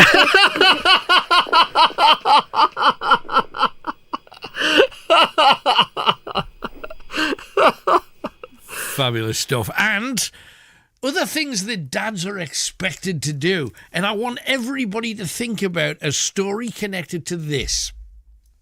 When it comes to that talk, the birds and the bees, dads are the ones that are supposed to give it, not mums, apparently. Let's hear one family story. I had taken a boyfriend home on the way back. It was just me and her in the car. Right. And I had approached the subject by saying, you seem very close. She says, what? I mean, I had been together for about 3 months by this time. Right. And she was only 15. And I sort of just come out with the question, he says, are you doing stuff? Oh, brave, that's brave. Yeah. Because you're going to get an answer. What did she say? Well, I mean, she sort of paused and took a breath, and she sort of said yes. Because she was only 15, I says, you are not having sex, basically. She says, no. She says, we're not. Which means, yeah, tell me your story. My sister was a nun. She taught me about the birds and the bees. She was a nun, for heaven's sake. 0191 488 3188. And that's pretty much what my sex life was like. None. Anyway, who's next? I think we have... Oh, it's Will from Palmersville. Hello, Will. All right, Alan, what's happening? Champion, I'm good. Thank you very much. Thanks for ringing in. What do you want to talk about tonight then, Will? Well, Alan, do you know that George Stevenson house? Mm-hmm. The haunted house. Well, I have a little story to tell you about that one. Right, So I heard about it from a friend. I got tipped off about it. So me and one of the boys went and checked it out, you know. Right. About it being haunted and all that. And yeah. So it was a kind of dark night, nice and quiet. It was just a winter's night, and just pulled up by the house, parked up across the road, knocked the lights off and put the car window down just to see what was happening, you know, and the activity or all like that. Sure. And a couple of minutes in, that happened. So I was sitting still and heard a noise. It seemed to be like someone was in the loft or something off the house. Right. It was just a little bang as if someone had threw something in the loft, you know what I mean? Uh-huh. A bit like, you know, like someone was living there, like that gatehead grunt, you know? Oh, right, yeah. A bit like that, or it could have just been a ghost telling them to get away or something like that, you know, trying to protect the house. Yeah. Hey, maybe. So, I mean, what do you know about the house? Not too much. I mean, people say that they've heard the odd noise and they've seen the odd black shape moving about. There's not any grand ghost story about it, but you would have thought after the amount of years it's been there that there's bound to be something kicking around, you'd think. It's got to be haunted, like I think so. I mean, do you head off in various directions chasing these things, you and the guys? Yeah, we'll check them out if we get tipped off about them, you know. Just curious, just quite local, you know what I mean? No, for sure. And because it's handy, of course, it's the place you're going to be kind of drawn to. No, I get it. Hey, good stuff. Didn't want to be living around the haunted house, you know what I mean? But how do you know? Because the majority of people though live in new houses, and more people see ghosts in new houses than in old ones. Well, it depends what they build them on top of, do you know what I mean? Absolutely, no, that's the thing. So you've never seen anything, or you've been tweaked by anything? Have you been touched? What's that? Have you ever seen anything? Ever had an experience of any kind? Well, not necessarily, but that's probably the closest experience I've had. I mean, I didn't think there was anyone in there until I heard this noise. Yeah. And that was what would do something like that too. Probably too big a noise for it to be like a bird in the attic or anything. Well, there's another thing I want to talk about, Alan, in North Shields. Mm-hmm. Do you know anything about the sinking the estate? The housing estate? It's actually sinking into the ground. Uh-huh. Well, I've heard the news reports and stuff about it, and how some of the families are kicking off. Well, I went to check that out also.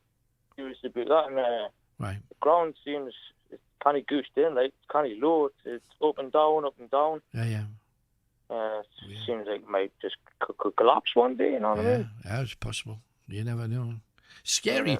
But the problem with the northeast, if it is a problem, and I suppose it is, every half a mile in pretty much all directions in the middle bit is coal mines, and workings. So if you build stuff, and you're going to get this kind of thing. The other thing that they did, a lot of the old pit workings, instead of, we've got a ton of, frankly, rubbish that we could have stuck down there and bulk it up so that it didn't collapse. But instead of that, we just left them empty and walked away. So subsidence is going to happen. There's got to be some better way of doing it. Unless they're going to open the mines again and send us all down there, because let's face it, we got no work anywhere else. Oh, well, you can miss me out, Alan. I'll not be going there. I'll not be picking up a tin hat anytime soon either. Good talking to you, Will. Thanks for coming on. Watch what you're doing, Alan. All the best. Respect to the lads as well. There you go. Him and his posse. The Palmersville posse. There you go.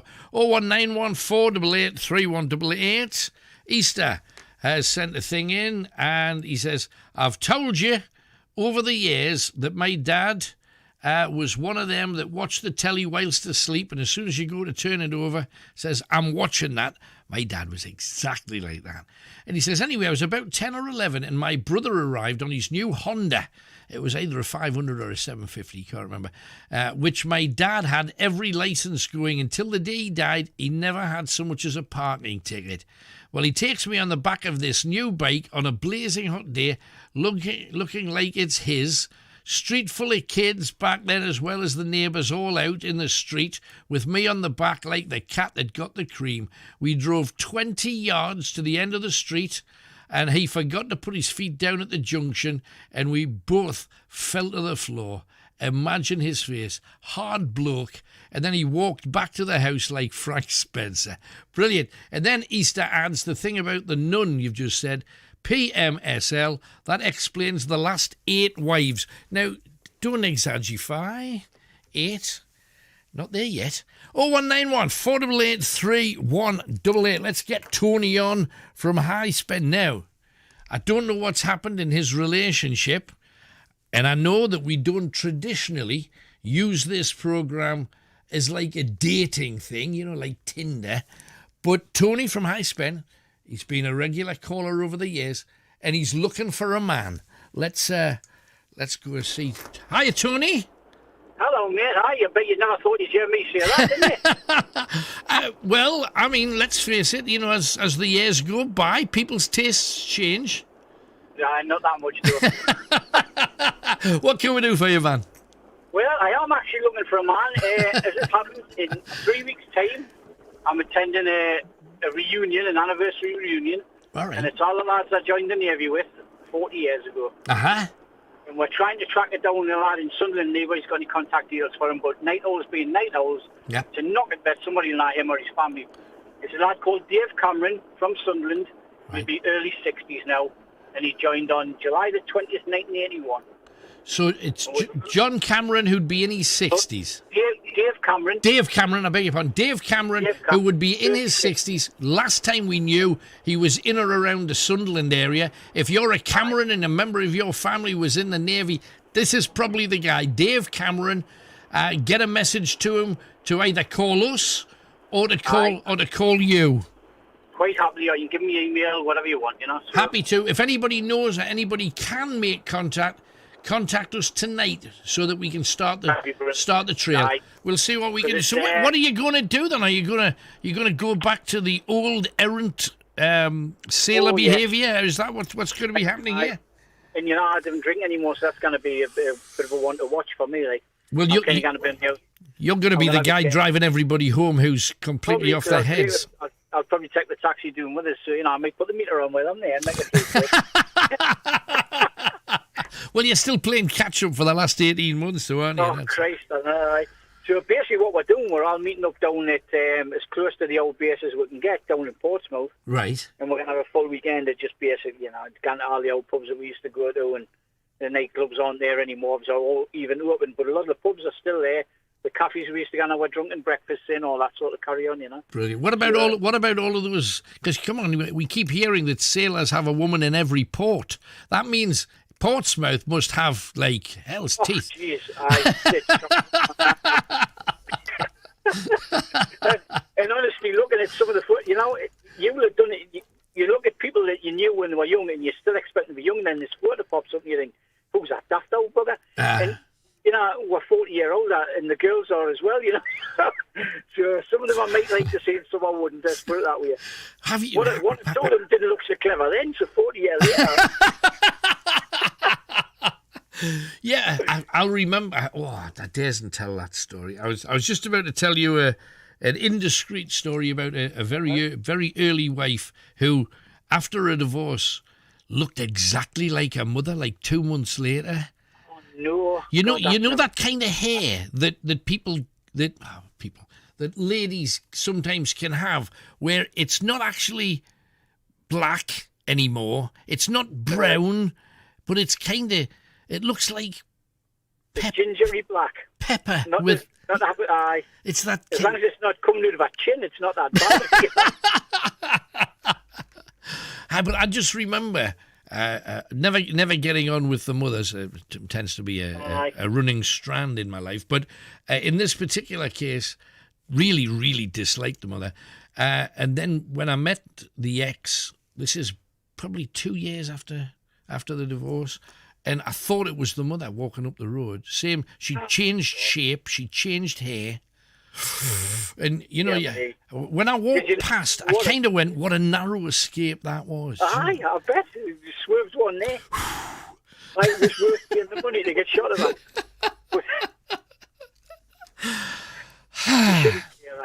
I mean, they're all lovely people. They're all generous, kind, and living abroad.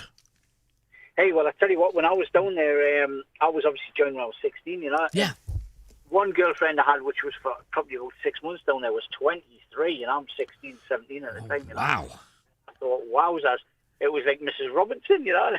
Yeah, I bet. But she taught us quite a lot, and some of it was how to drive, but apart from that, quite a lot of other things. Now, hang on a second. Now, is she coming to the reunion? No, not you're joking. My wife would never do that. I just wanted to plant that in your missus's head, and you just for a second. It hasn't actually entered our consciousness yet, so I've kept out. That was my own daughter started asking a question. I said, "Doing down there." Well, she was quite funny a weekend and bumpy. Otherwise, it should be following us doing, you know. But already hitting the come. You know when you see the. Made in the Royal Navy. You know, you see these adverts on television. There's born in Blythe, but he was made in the Royal. I love those adverts anyway. Is it that kind of adventure once you actually get out there doing it? Oh God, I mean, obviously I went straight from school. I left in the June. I went straight in the Navy in the July. I had it with 4 weeks off, and it was like school gates open, the Navy gates open, and I went from one to the other. But it's a totally what you find. It's probably different now because youngins are a bit more worldly wise because of the internet and everything else. Yeah. But you know, in ancient history, before we even had telephones, we kind of were a bit insular. We knew about Newcastle in the northeast, but we didn't know about accents from anywhere else, really. Sure. So all of a sudden, you're in with a bunch with 45 other lads, and they're from all over the place. Some are from. We even had lads from Bermuda and the Bahamas, you know. Right. So we'd never met anybody at different cultures, different accents. So you all thrown together. It's a massive learning curve, but it is an adventure. I bet. Because you're doing stuff that you never thought you would do, like it says on the advert, you know. And quite often you're in countries that you would never visit in a million years. No, you didn't know they existed. In real life, you know, it's not a place you'd ever go on holiday to, and yet you find yourself in places like where? Where did you end up then, to?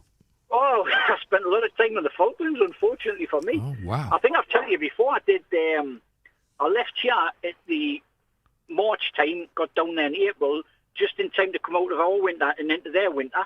Right. And I did 6 months. I come back up here in October into our winter. I went back down there again in March into their winter. Honestly, I had 4 or 5 winters in a row when this summer. I must have been blue. And there's no women in the Falkland Islands particularly that aren't hooked up. I mean, are there any penguins down there with a Geordie accent? I had to get better looking every day. The penguins, you know. There was at the end of our second trip, you know, there was a Russian scientific vessel come alongside it, and there was a woman on the deck. Honestly, our boat nearly tipped over because every sailor on that ship on the left-hand side looking away. I think it's a woman. I mean, there's women at sea now, but there wasn't then. Yeah. I mean, we did have, on one of the RFAs I was on, there was 2 lads used to dress up as women at weekends, like. But they were merchant seamen, you know. Gotcha. And it was just weird. After a few months, you were looking, going, actually, it didn't look that bad. He shaved his legs. You see, at the very beginning, we started saying Tony's looking for a man. It's all coming out now. This is why you don't need women at the reunion. There you go. This is why. But, I tell you what, I'll be too old to be bothered while that carry on. No, but what I wanted to ask, just because we can now, and I know I'll get an answer from you. You know, modern days today, equality, and you can be gay, and you can be in the forces in any branch you choose. Back then, being gay was an unspoken, really. But when my dad was in the army during the war, he said he knew a few people that were gay. Never bothered him. They just got on with what they did, and it didn't cause any issue. And the other guys didn't particularly. They poked fun at them, but they didn't do it in a vicious kind of way because they were brothers in arms kind of thing. Standard practice. I mean, it was illegal. So one of the quickest ways, if you ever wanted to get out of the forces, was to go and see the Padre after your church prayer on Sunday and say, I've been looking at the lads in the shower, and I'm getting a bit aroused, and I think and the Padre can report you immediately, right? And you'd be flung out. So that was a way to get out. Some lads who wanted to get out early. Right. It was illegal, but you did know certain lads, that you knew were obviously gay, but you shouldn't say that they never put it in your face because that sounds really bad, doesn't it? But you know what I mean? It wasn't. They weren't blatant about it. They carried on, lived their lifestyle discreetly. 99, I discreetly. 99% of the lads couldn't give a monkey's. You always got the odd one that was a bit homophobic or a bit scared, And you're thinking, you can't get women to look at you. These blokes aren't going to be looking at you in the shower. You know what I mean?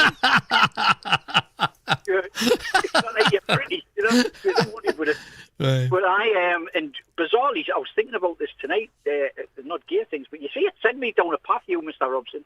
Anyway, the Royal Yacht Britannia was well known in my day for a lot of the ship's company on there were actually gay lads, and they were deliberately put on the vessel because what they didn't want was some royal female going on board, and all of a sudden the sailor's dallying with her and she comes away pregnant. Sure. So it was a well-known thing that, and these lads obviously were very smart. They looked after the ship, they looked after everybody very well, and that was quite well known that, most of the lads on the Royal Yacht were that way inclined, and that was great. They went all over the world. Them lads have got cracking trips. Absolutely. They had a real good time. But, it was one of those things, I mean, you knew what was going on. Nobody bothered each other. We all went out together, had a great time. Nobody was ostracised for it, No, same with... And even, you're talking in the early 80s, you would think it would be like that, but it wasn't. Everybody just got on with it. You were mates. Absolutely. Hey, good stuff. Hey, lovely talking to you. Let's hope that David Cameron, Sunderland, in his 60s. You can find him. And Isaac Mackin, but he was a good lad. That's great. We'll see if we can find him for you, Tony. Thanks for coming on. All the best. Stay safe. Bye-bye. How about that? If you got any Forces tales to tell, do tell.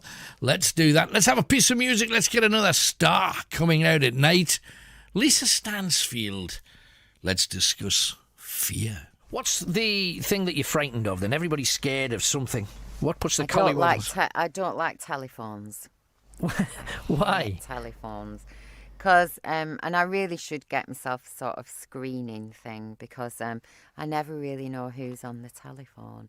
Something must have happened to me, like very early on in life with a telephone. Right. It's some weird traumatic thing that I've pushed to the back of my mind because every time the phone rings, it's like, who's that? So, sharks you can cope with, snakes and spiders, but somebody waves a telephone at you. And cockroaches I hate as well. You don't like that. Anything happens? Telephones and cockroaches. So if a cockroach telephones me, that's the end of the world. Excellent. How about that? Isn't she great? No. I must be going mad. What was it?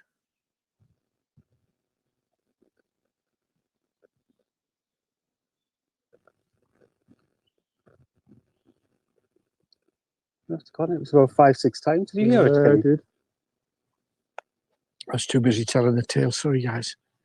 Missed it. Hope it picked up.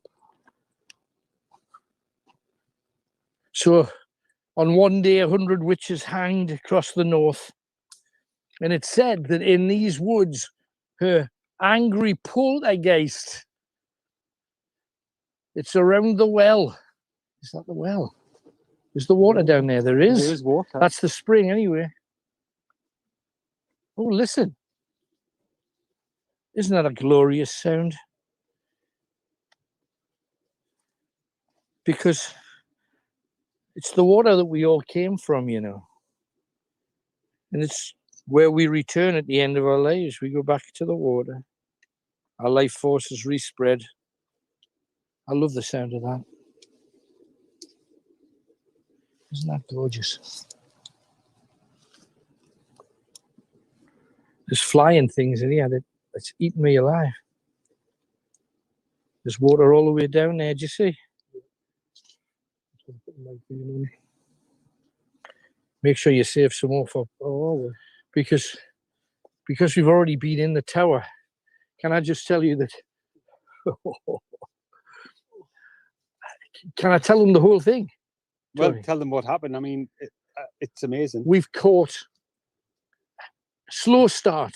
We go through the tower and it's calm and there's nothing. And just as it gets to the time when we've got to come to start to do this hour of the show, we've got a full face, a full body entity. We mentioned Kenny was daft enough to say that we hadn't had a single dustiest place ever, purely by its nature. And Kenny said, we haven't seen a single orb. And the second he said that, and the face came out as well. A face in World War II of orbs. Amazing. It was amazing. It was amazing. So that's in our supporters group. You'll get that probably tomorrow. I'm guessing, or late tonight. It'll be late tonight. Yeah. Oh, hey.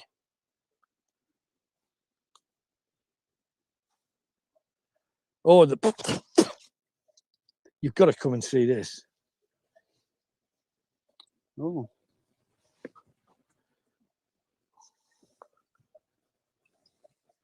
Kenny, got to come and see this, man. This is the spring. And if ever there was a witchy glade in all of the world, this is it. Give us the big torch, Ken, and I'll double up. You can use the night vision. Got it? Yeah. Got it. Just then I can double up and we can really have a look around here. This does. And you know, if you're talking about getting rid of a couple of hundred Scottish bodies, the way that the people at Chillingham did it was to find a bog. And what's the matter? Someone touched you? Touched me, yeah. It could have been anything down here. Oh, did you see that? Daddy Longlegs just went right in my face. Ah, God, it's there again. Sorry. But no, in Chillingham, they found a bog. That's a wet spot where if you push a body hard enough, it just vanishes under the mud. Maybe that's what was here. You could see the hands of dead Scots reaching out through the water, caught in rigor in a place like this. Can I just tell you that although I really jumped when we were in the tower before, and both Kenny and I really had an experience that you'll find out later, that Daddy Longlegs flying straight from my face when I didn't have a hand free to waff it. I didn't like that much. It knew I was defenseless. Carry this, like, isn't it? You know, the hand's going to come out of the water. God. But you know, it's places like this which would be the easiest place. You know, people say that if you try, I'm not trying to help murderers out there, but for those people that want to get rid of a body, you're giving you tips. A lot of people, well, no, it's said though that many people have dug a grave in a river, and then you put the body in it, and then you put the stones over the top.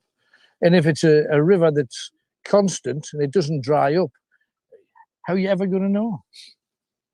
Is that a good way to get rid of an ex-wife? Don't go there. Jeepers, it's scary around here. Whoa, let's head out. Kenny, you go first because I don't want to put the torchlight, particularly if you're going to. In fact, Kenny, you go miles ahead and we'll follow you slowly. So we don't want to particularly see Kenny. Give me a head start, Tony. And this is the place where the poltergeist of Old Nan rather. It's supposed to be. Look at the pathway. It's all churned up, agricultural. There's a muddy patch you wouldn't want to be in.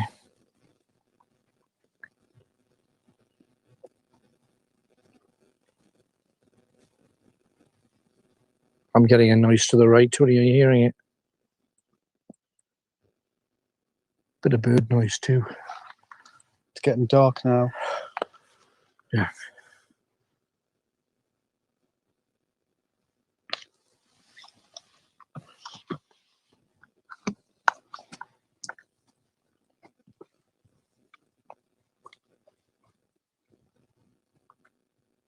Do you hear a woman's voice there? Yeah, that. I got a Definitely woman's heard voice. that. Have you heard that at home?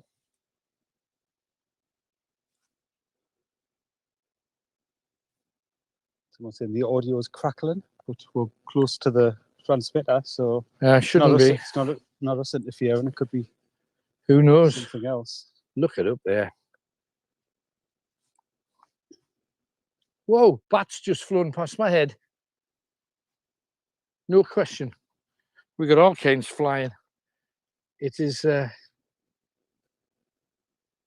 See if we can find a something.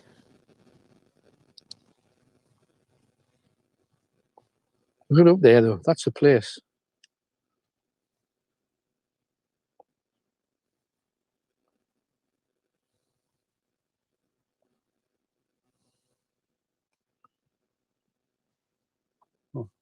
Oh, just hearing Kenny in the distance. I think he's had something. You all right, Ken?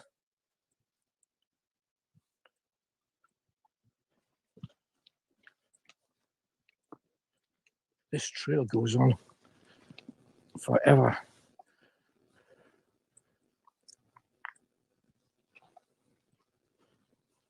Of course, I sent Kenny on with a night vision camera, so it's pitch black.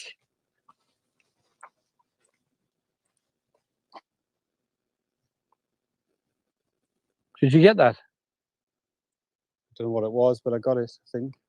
The sound.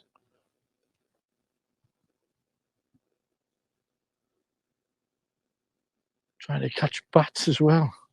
Whoa.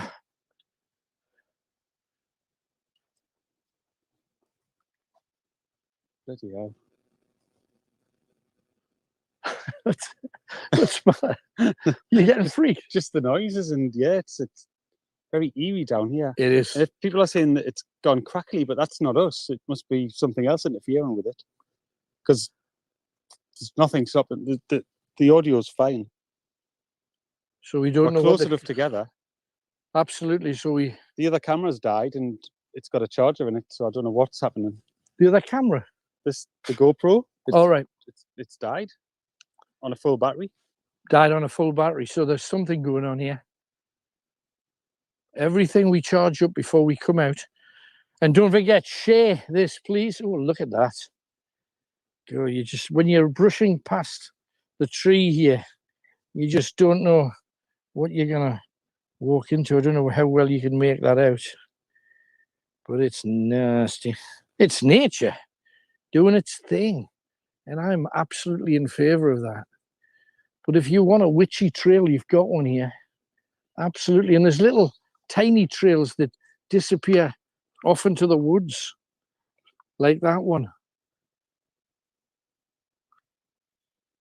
I mean, they always advise you in places like this to stay on the path, and that is probably the best way for it to be. 4 has commissioned a new series about the Jeremy Kyle show and the impact it had on British culture.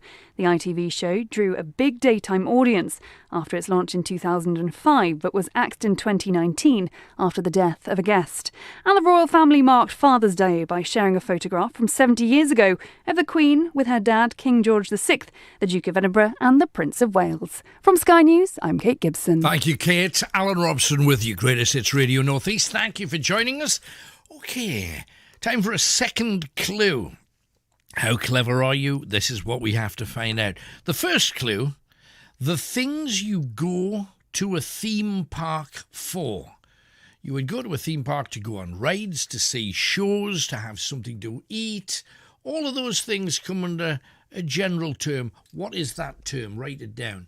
Second clue. A two-seater sports car created in the 1920s, usually bright red. Okay? There's a particular make we're looking at.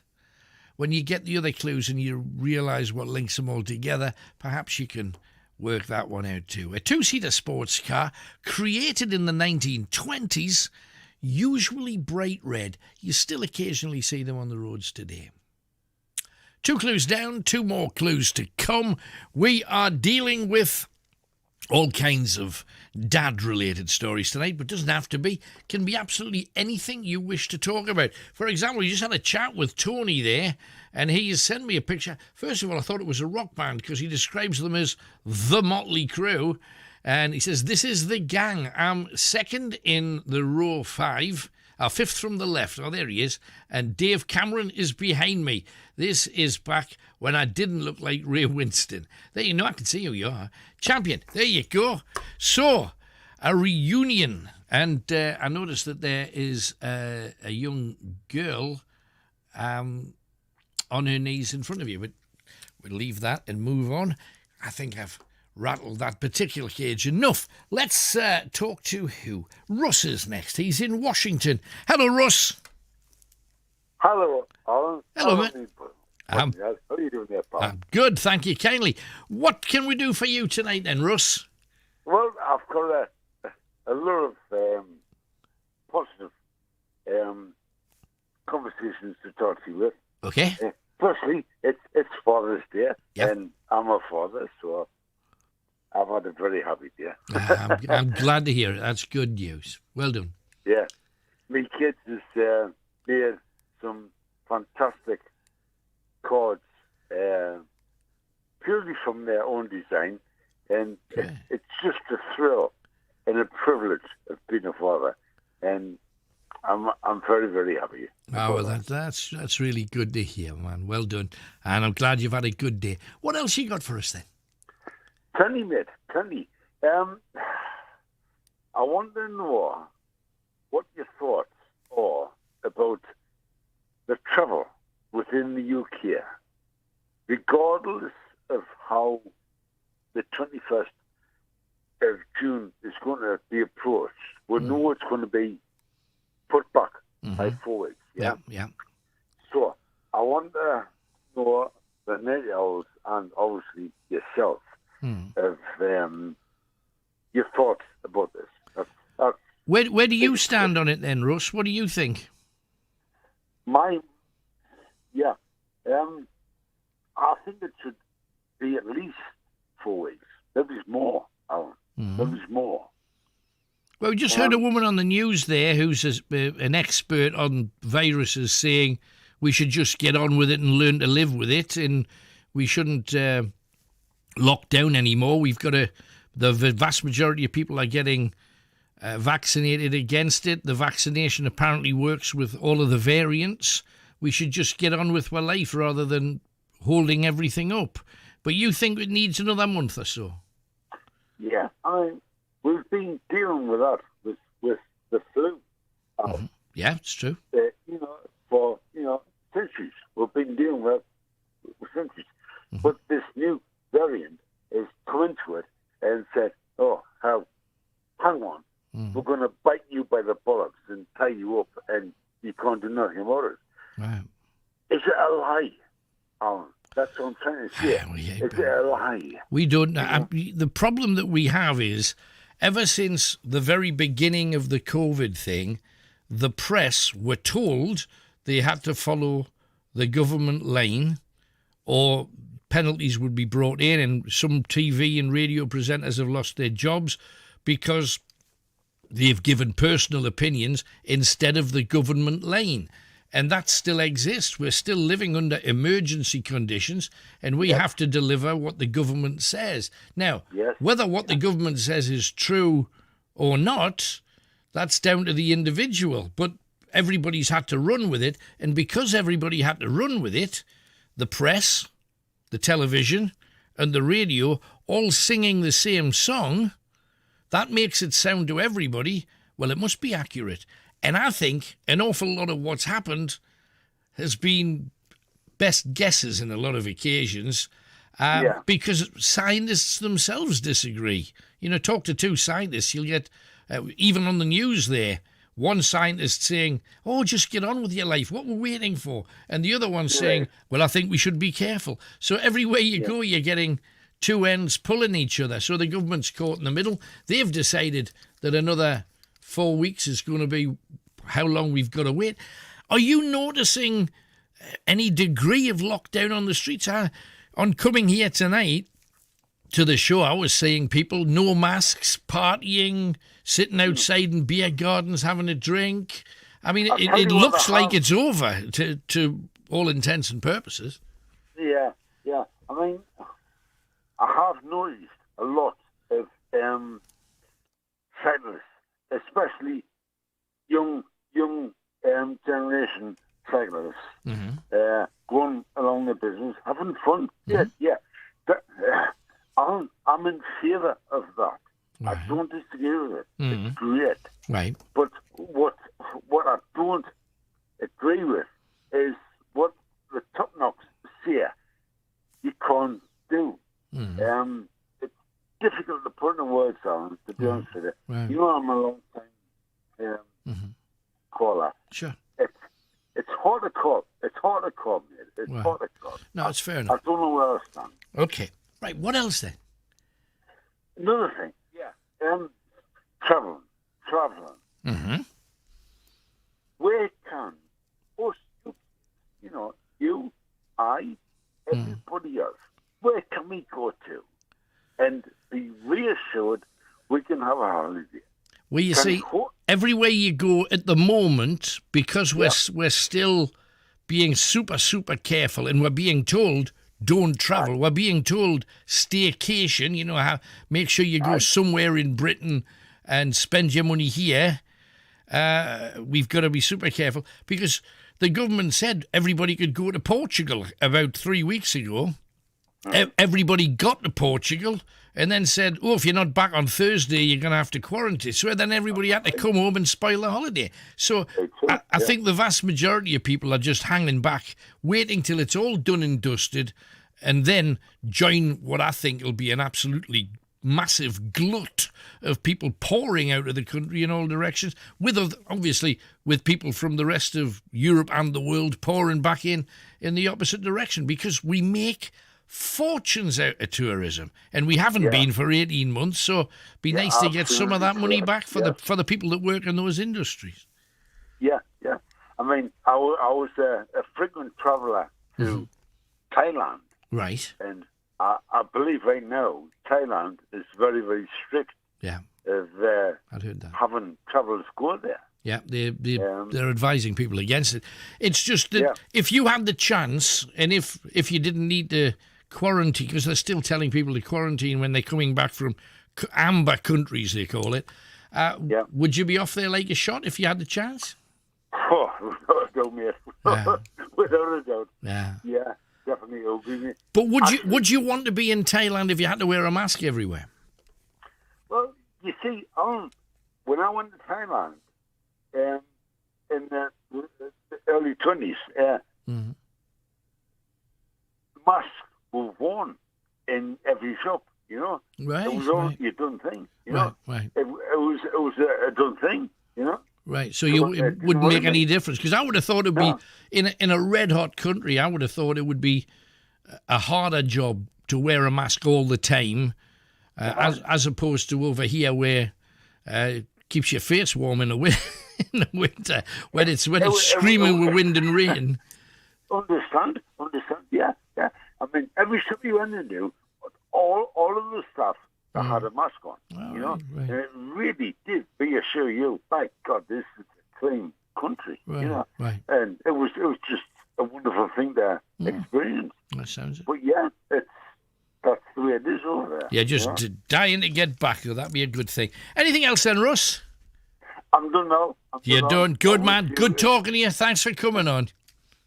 Cheers, Al. All the best. Bye-bye. 0191 488 3188. Give me a call. Tell me what you're talking about. Mad Dog McNair has been on. He says, everybody knows about Karl Marx, but what about his sister, Anya? She invented the starting pistol. How about that? Anya Marx.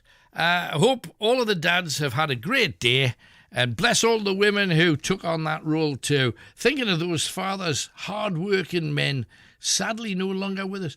Absolutely.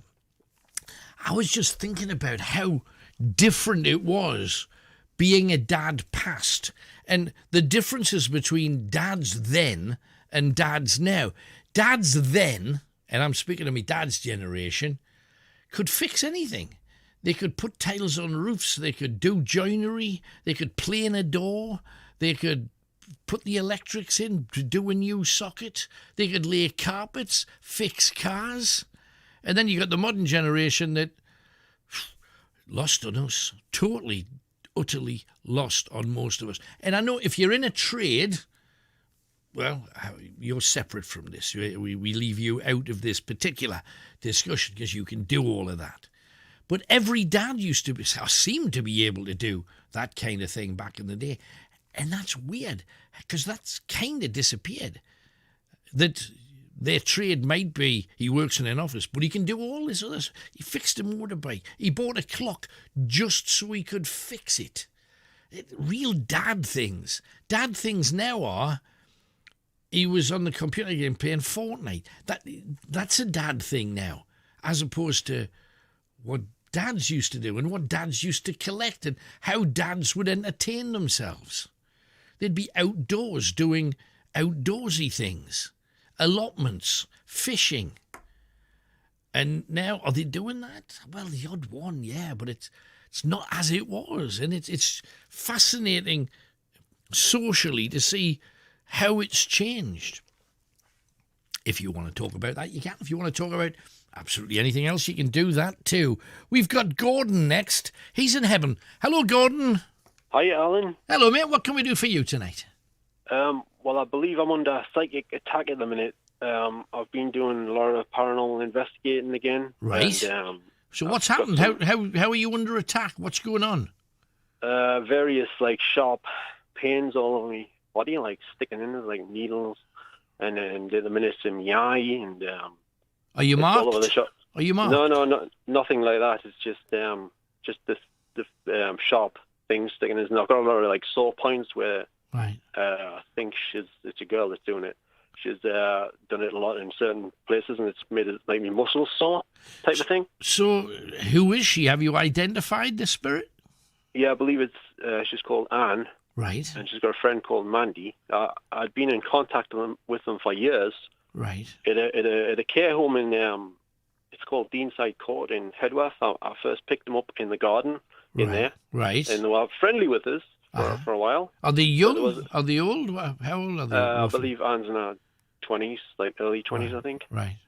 And I've been recording them via EVP, and I used to what do you call it, RT EVP recorder. We can hear EVPs live as well through their headphones. Right. I was using that a lot and stuff, and mainly the camcorder to pick them up and stuff. And but I had went off it, stopped doing it for a long time, and then because I had an attack off her back then. And what was it that spurred her attack? Because there must have been something that you did that she was not happy with. That's the bit I'm confused about, because she doesn't seem to like me doing any other paranormal investigation unless I'm talking to her. That's what I'm assuming, but I'm not 100% sure that's the reason.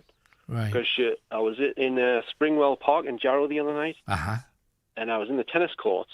Right. I like to check all over the place to see if I can pick anything up. Yeah, it's good. And I was where this building used to be in the tennis courts, and it's gone now. Right. And I was asking, does anyone know what happened to the building, what the building was used for and everything? And at that point, when I played the recording back when I got home, she's saying, Gordon, if you don't shut up, I'm going to something. And I couldn't make the last part of the sentence out. Right. But it was either I'm going to stop talking to you because you had said that. Right. Or it was something else, like an attack. I couldn't quite make that out. So. But it's been an attack ever since. Yeah, she has been saying on a lot of the investigations I've done, because she goes on every investigation with us. Right. She follows us around. And I pick her up here and there. At first, I couldn't pick them, like the two of them up. I was asking if they were still there. Mm. And on one investigation, she says, "Gordon, I'm still with you. It's Anne. I'm around you." Right. So I knew it was her and all that, because I hear these different female voices and that, and I'm not sure who's who, because you don't always get the names on the recordings, you know. Right, sure. So, but she had said on a few of my investigations on the EVP recordings that she said, "I'm not talking to you. I'm not going to talk to you." But then she would be answering questions here and there. So I'm Right. confused, like, what? Yeah, yeah, but it sounds that she is too, though, because she wants to cast you off, but she's too fascinated by you, so she stays with you, and then there'll be a reason why she feels she's got to stick her nose back in again. Have you thought about cleansing her? Getting a shot? I thought about the sage thing, trying that. I tried that in the past because I had some other problems with similar things. Right. But it didn't really help back then. But no. This was the last thing I wanted to do. You know, I didn't want to get rid of them or anything. I tried to, but like today, I gave her a warning. Like I says, only friendly people are now allowed in your house, so you're not welcome anymore. Now she's doing it more. So. Right. But because she's not being friendly, see, I told her I've only wanted to be friendly towards you. I only wanted to be a friend, and everybody else I've tried to communicate with, I'm always friendly and polite. Yeah, but you say you're always friendly and polite, but in effect, my belief of people in spirit is they're as clever in an afterlife as they ever were in real life, in our life, you know, in existence. Yeah. And they will know that you're using them just for one thing. Now, it's obviously not for the thing we use people for, you know, in life, but they will be aware that you're toying with them and then putting them down when it suits you.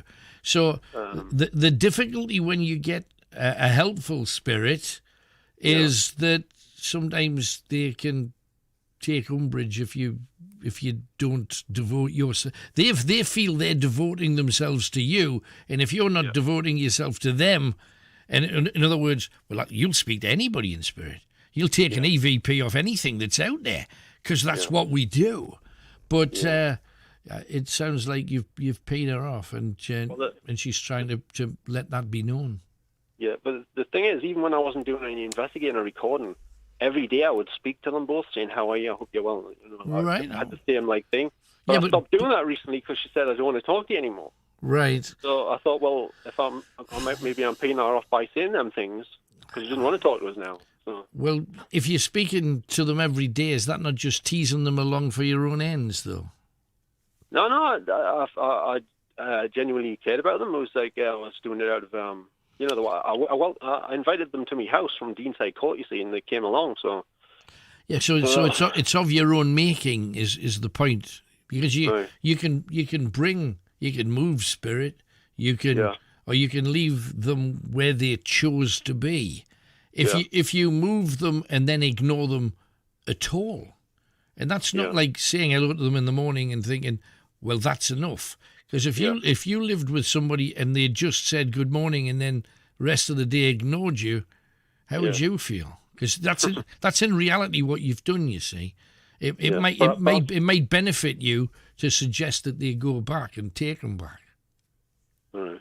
It's just that I spoke to them several times throughout the day, not just once. I was like, okay, you know, it's just recently I stopped because she said I don't want to talk to you. You know, so I thought I was getting on her nerves by talking to her. Look at it this way. Put yourself in the place of having someone in the house you've decided you're going to share your house with, and they're trying to hurt you and give you pain all the time. And you're saying, oh, well, I'll just put up with that and I'll keep talking to them. Because to me, that doesn't make any sense. Right. So you've got to get shot, haven't you? Right. I mean, it just sounds common sense to me. But it's just, I understand what you're doing and I understand why you did what you did. Yeah. But and first of all, there'll be some people saying, I don't believe any of it, and that's fair enough. But you believe it, and if that's the case, I would seriously suggest that you don't live with spirit that you find in a random location. You know, it just seems to be common sense. Well, even when I do the investigations, there's some of them just follow us straight back into my house because there was a kid in here the other. Yeah, but you said night. you said you brought them to live with your house. You said Oh you yeah, brought well, I invited them. I invited them. Yeah, but you see, this is the other thing. Do you know anything about them in reality? Do you know who they were? Do you know what they did? Not too much. I know what happened to her. She told us a while ago. Yeah, but did she tell you the truth? Well, I can't be 100% sure. But this is the thing. Would you invite somebody to live with you without having a clue who they were, what they did? Are they sensible? Are they crazy? Have they hurt people? Are they the sweetest person on it? It's just too random.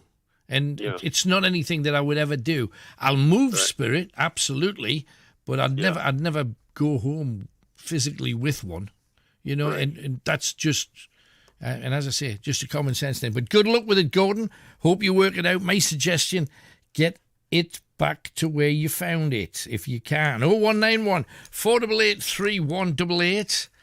It might sound bodacious, but kind of makes sense. We've got a third clue coming your way, and I think the third clue tonight will give you the chance to win the prize. Dead easy, because everybody will get this right, I think. And then you'll be able to work out what links all the other ones together. Time for a star coming out at night very, very soon. But before that, let's have a chat to Caitlin, who's in Ashington. Hello, Caitlin. Hiya. Hello, darling. What can we do for you? Just about embarrassing things that dads do. Oh, bring it on. We want some of them. Yeah, yes, please. Right. This was years ago. We used to go on holiday up to the caravan park at Bury. All right, yeah. Which one? The Haven one that's right up on the cliff tops? That one, yeah. That's the one. I know exactly where it is. So basically, there used to be me, my brother, and my mum and granddad in one car, which my dad used to drive, and then my auntie, cousins, and uncle in the other car. Right. We came from Ashington, they came from Morpeth, and there was this one time where my dad took that long coming from Ashington to Berwick that my uncle overtook us on the A1. Right. And then they stopped off at Coldstream, had some food there, went and did the shopping for the caravan, and then went to McDonald's, and we still went there. It took 3 hours. How the hell did he go to Coldstream's? Not that near to Berwick, and it's actually further. If you go up the A1, you bump into Berwick. You can't help it. It's the end of it. Well, it's the end of the English bit of it, pretty much. Why did they go to Coldstream? Because that just seems kind of, unless they like Coldstream, I suppose. But they knew how slow my dad drove. So. Yes. Or we can go touring Scotland and we'll still be there before him. I understand that. I get it. He used to drive like a snail. Isn't that frustrating, though? Because, being kids in the back of a car driven by a grown-up, it is just like Donkey in that Shrek film. Are we there yet? Oh, we're there, yeah. But it is like that, isn't it? It's like you've been going for... We've been driving for 10 minutes now, like it's the end of the world. But it is. Oh, if you're behind, especially on the A1, hell's teeth. Because it's like a 70-mile-an-hour road, really. And yet you get a tractor doing 23, and the only reason the tractor's doing 23 is he's behind your dad. By the sound of things. Did you have fun up there, though? Oh, we used to love it, honestly. Like, we stopped going a few years ago because obviously we grew up. Right. Yeah. So it wasn't the same as when we were kids, but it used to be so much fun. What did you do then? When you were just kids? Because we've got this coastline in the north, all the way from, Yorkshire right the way up to the Scottish borders. We've got beautiful coastline. And Berwick's one of those little quaint places where you've got a tight little town centre, bit of history about the place. What did you used to get up to then when you were kids? What did you go to Berwick to do? We used to go to the complex a lot at the caravan park and watch the shows like Bradley Bear, the wrestling, things like that they had on. Right. There was one time, the first time I went when I was about 9, where there was a comedian guy called I think it was Gary Dunn. Right. And I ended up on stage. He had kids auditioning for this little short skit thing. Right. And I was one of the girls, and there was about 5 other boys as well. And I was the one that got picked. I was 9, and the boy that I was playing opposite was only 5. Oh, right. But he had such a deep voice. And my auntie always reminds us about it. I ended up with popcorn and everything after for taking part. That's that was the first ever time I went. And there you go, you're a star on stage during your holiday as well. That's fantastic. That's great. I love all of that. Was the tower there then? Because they built like a tower on the road down towards the park. I don't know. I can't remember. I don't know whether it's just a new thing. Because if you don't stay at the park, because I used to live on the other side of the border from Berwick, and one day I thought, I've never even seen the camping site, because there's like a big roundabout in Berwick, and you've got to drive down one very particular road to get to where the campsite is. Yeah. And I drove down that road, and there was like almost like a windmill tower on the right-hand side, and I didn't know that was there. So I don't know whether that's like a new thing that they've built. It might be, but I can't remember. But I remember a few years ago I was off during the summer from work. Right. And I was that bored. I went up to the caravan park for one of the slushes. Hey, Chris. Because they tasted like strawberry Ribena. I was like, I want a slush, but I don't want a boring, like, cheap tasting slush. I want to go up to Berwick, so I hopped on a bus. Hell's teeth. I mean, that's because it's 60 mile or something from where you, because you're Ashington, so it's probably 50 mile probably from Ashington. It was about 2 hours. Yeah, well, an hour there and an hour back, no question about that at all. But did you get your slush? Yes, I got my slush, and I think I got some souvenirs from the shop while I was there as well. Brilliant. Right. So it's worth going, especially if it's a place that holds a whole lot of special memories for you. That's excellent. Hey, good stuff. Good talking to you, Caitlin. Thanks for coming on. Bye. Bye, love. Bye-bye. There you go. Have you done that? We used to go to Blackpool a lot. And yet the last time I was doing a bit of work for Granada Television, and the drive back, I thought, I'm going to pop into Blackpool, because we used to go there as kids a lot, and I hadn't been for a lot of years. And I did a lot of nightclub DJing for stag parties and hen parties, that kind of wild, seriously wild parties. Every week I used to have a residency down there for a little while, and loved the place. However, the last time I went back, it was a bit sad, a bit embarrassing. A lot of the shops are all selling like Rudy, a couple of mugs that look like women's breasts, and I know they've always done that. Kiss me quick hats have now become kiss me quick, screw me slowly hats. It's just taken a tacky end, rather than stay down the bawdy. This is the standard old postcard kind of resort. They've gotten just an ounce too far, in my personal opinion. But it may well be the place that you love above all else. Each to their own. I was just a little bit saddened by that. Let's have a star. We talked about how the stars come out at night on Greatest Hits Radio Northeast. This is Alison Moyet, but I'm not going to play her music per se. You're going to get a bit of Yazoo. Let's talk to Alison about those early times. I want to go right back to the very beginning of the world of Alison Moyet. Where were you born and raised? I was born in Billericay and raised in Basildon in Essex. Right. Were you a good kid, bad kid? I was a polite kid, but too talkative and too distracted. So I didn't, at school I was top set at everything, but came out of school 1 O level.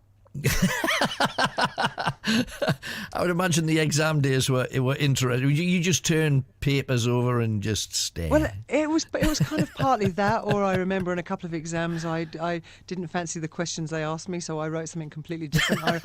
I remember with technical drawing, I was the first girl in my school to take that subject, and I was really good at it. I got straight A's, but my organisation was so bad that on the day of the exam I was playing darts in the common room and couldn't figure out where everyone was. So I have a complete X on that. No, I understand, but mind you, it didn't hold you back. You know, when you get to teens, though, presumably your parents are trying to kick you out the door to bring some money into the house. What kind of stuff did they have you doing then? Or what were you aiming towards then, if educationally it kind of flopped? I don't know, because, you know, we sort of grew up in this place where we were kind of designed for factories, and, you know, my parents were real grafters, so I liked the idea of getting an apprenticeship, although I didn't know where I was going to go with anything. I had a job in a hairdresser's for 4 weeks. Do you know what I mean? I started about 3 different college courses and dropped out of those, and I worked in a music shop, and, you know, just kind of nothing really. Yeah, but the one thing that I loved about you is the very first time we saw you, of course, you were yazooing. Yeah. How do you go from standing behind a record shop counter to having your CDs in the racks? Because that's the ultimate leap, isn't it, really? Well, yeah, do you know, it was an odd thing, because in all that time, you know, since I was 16, I've always played in bands. So that, you know, I always did that in the evening. Right. Kind of punk bands and kind of pub rock bands was my thing. And I was a bit of a name locally. And in my class at school, I had 2 members of Depeche Mode. So we were, you know, it was all kind of little, you know, everyone knew everyone, you know. Sure. And Vince, when he left Depeche Mode, was looking for a singer to sing on his demo. He knew of me and asked me to sing on his demo. The record company heard it. They wanted us to record it. They liked it when we recorded it. They told us to make an album. We did, and 3 months later we were massive pop stars. That's the thing. It did seem to be that quick. Well, that part of it. But like I say, you know, I'd been playing gigs 3 or 4 times a week for the previous 3 or 4 years. It's just that when that went, it went. You know.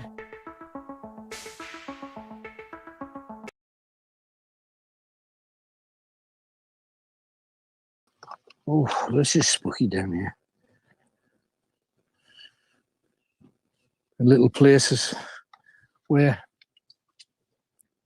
the flowers have fallen, giving you those purple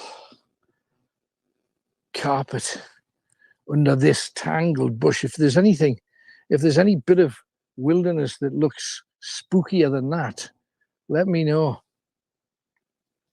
We're in which territory here? I've got no doubt this is where old Nan was. No question at all. We're not far from Embleton here, of course, where they had the amazing story of the Embleton Piper. Whoa. Oh, hang on. I got a bit of moving black up here. Check it out. I'm just going to... Oh, something on my hand. There. Ooh. Did you see the male figure at the far end? I can see something. Can you see a man's shape?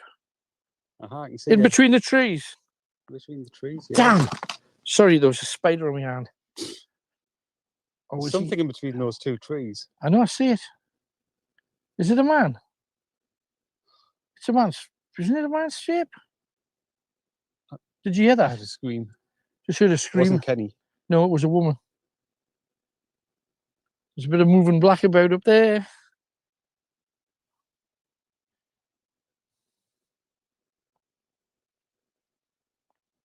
Oh, damn.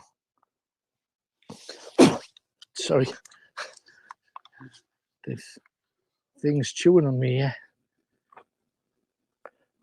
Don't forget to share. If you share, you get a chance to win one of our badges. I think we've actually lost Kenny. Ken! Head back a ways.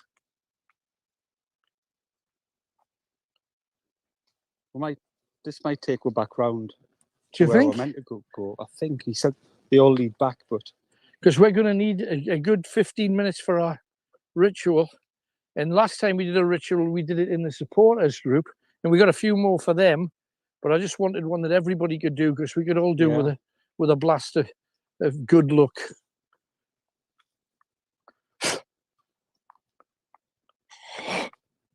Shapers. Do you know what we should have done when we were at the pool? We should have necromanced. We can on the way back if we go back this way. Yeah, I think. Do you get anything, Ken? Something followed us all the way down there. Really? It was like a bird as if it followed us all the way down, but you could hear it in the trees all the way. But a bird? I don't know. It was just like in the trees all the way down. As I walked down, it kept on every so often. We've just seen the figure of a man in the woods, just up ahead, and we heard a girl scream. I heard a girl. Was it a scream then? Like a loud pitch. Yeah, high pitched thing. The weirdest thing, and I was just sitting there on here to my left. So you don't like imagine a beat of a heart going boom, boom, boom, boom. And that sounds crazy. But to the left, I kept on hearing that every so often. Like heartbeat. Which I cannot understand. I think we're going to have to move back. Might want to save some of that battery for the. Yeah, save some of your battery for the tower. Yeah, that's a good idea. Because we want to do a bit more on the tower, because we had to come out just at the moment that everything started kicking off.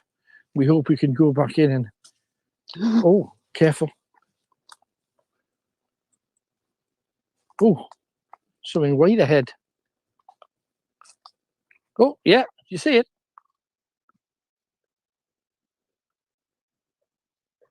Right in the distance. When you see that, Kenny? I can see that. I just don't know how well the right hand side of it. Yeah, right at there's like a whiteness just moving to the right from the left. There's like a tree just behind the tree. Oh, come on. Dark, yeah, it's dark, mysterious kind of. It's eerie, isn't it? Isn't it? This is back at that place where we saw that male figure, isn't it? Wasn't that up here?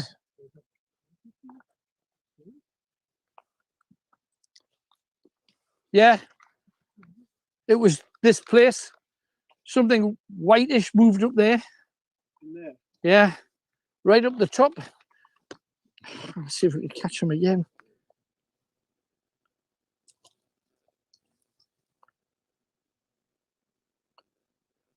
He was up there. Oh, there he is. See if you can look at, have a look on Tony's screen, Ken. Can you see the figure? Oh God, yeah. In between the trees. Yeah. It's standing there. I know.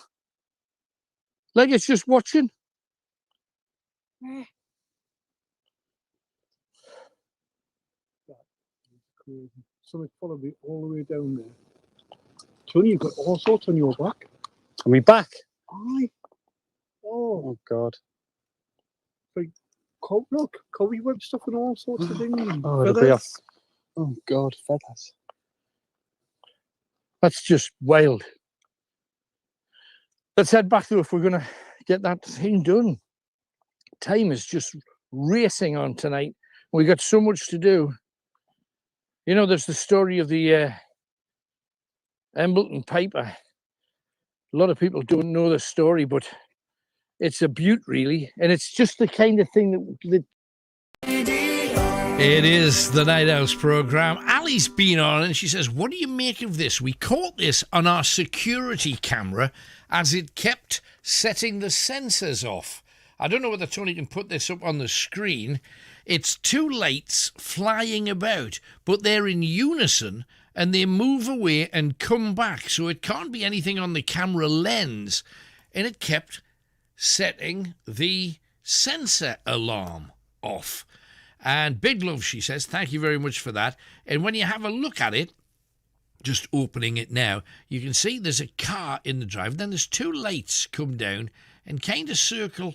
They're small, but there's kind of circling over the top of the car. Two lights. And there's an orb that kind of disappears. But these two lights, or two, whatever they are, they're kind of in unison, but they do move slightly further apart. Then they get back together. There's things that I presume are insects that are flying past the camera.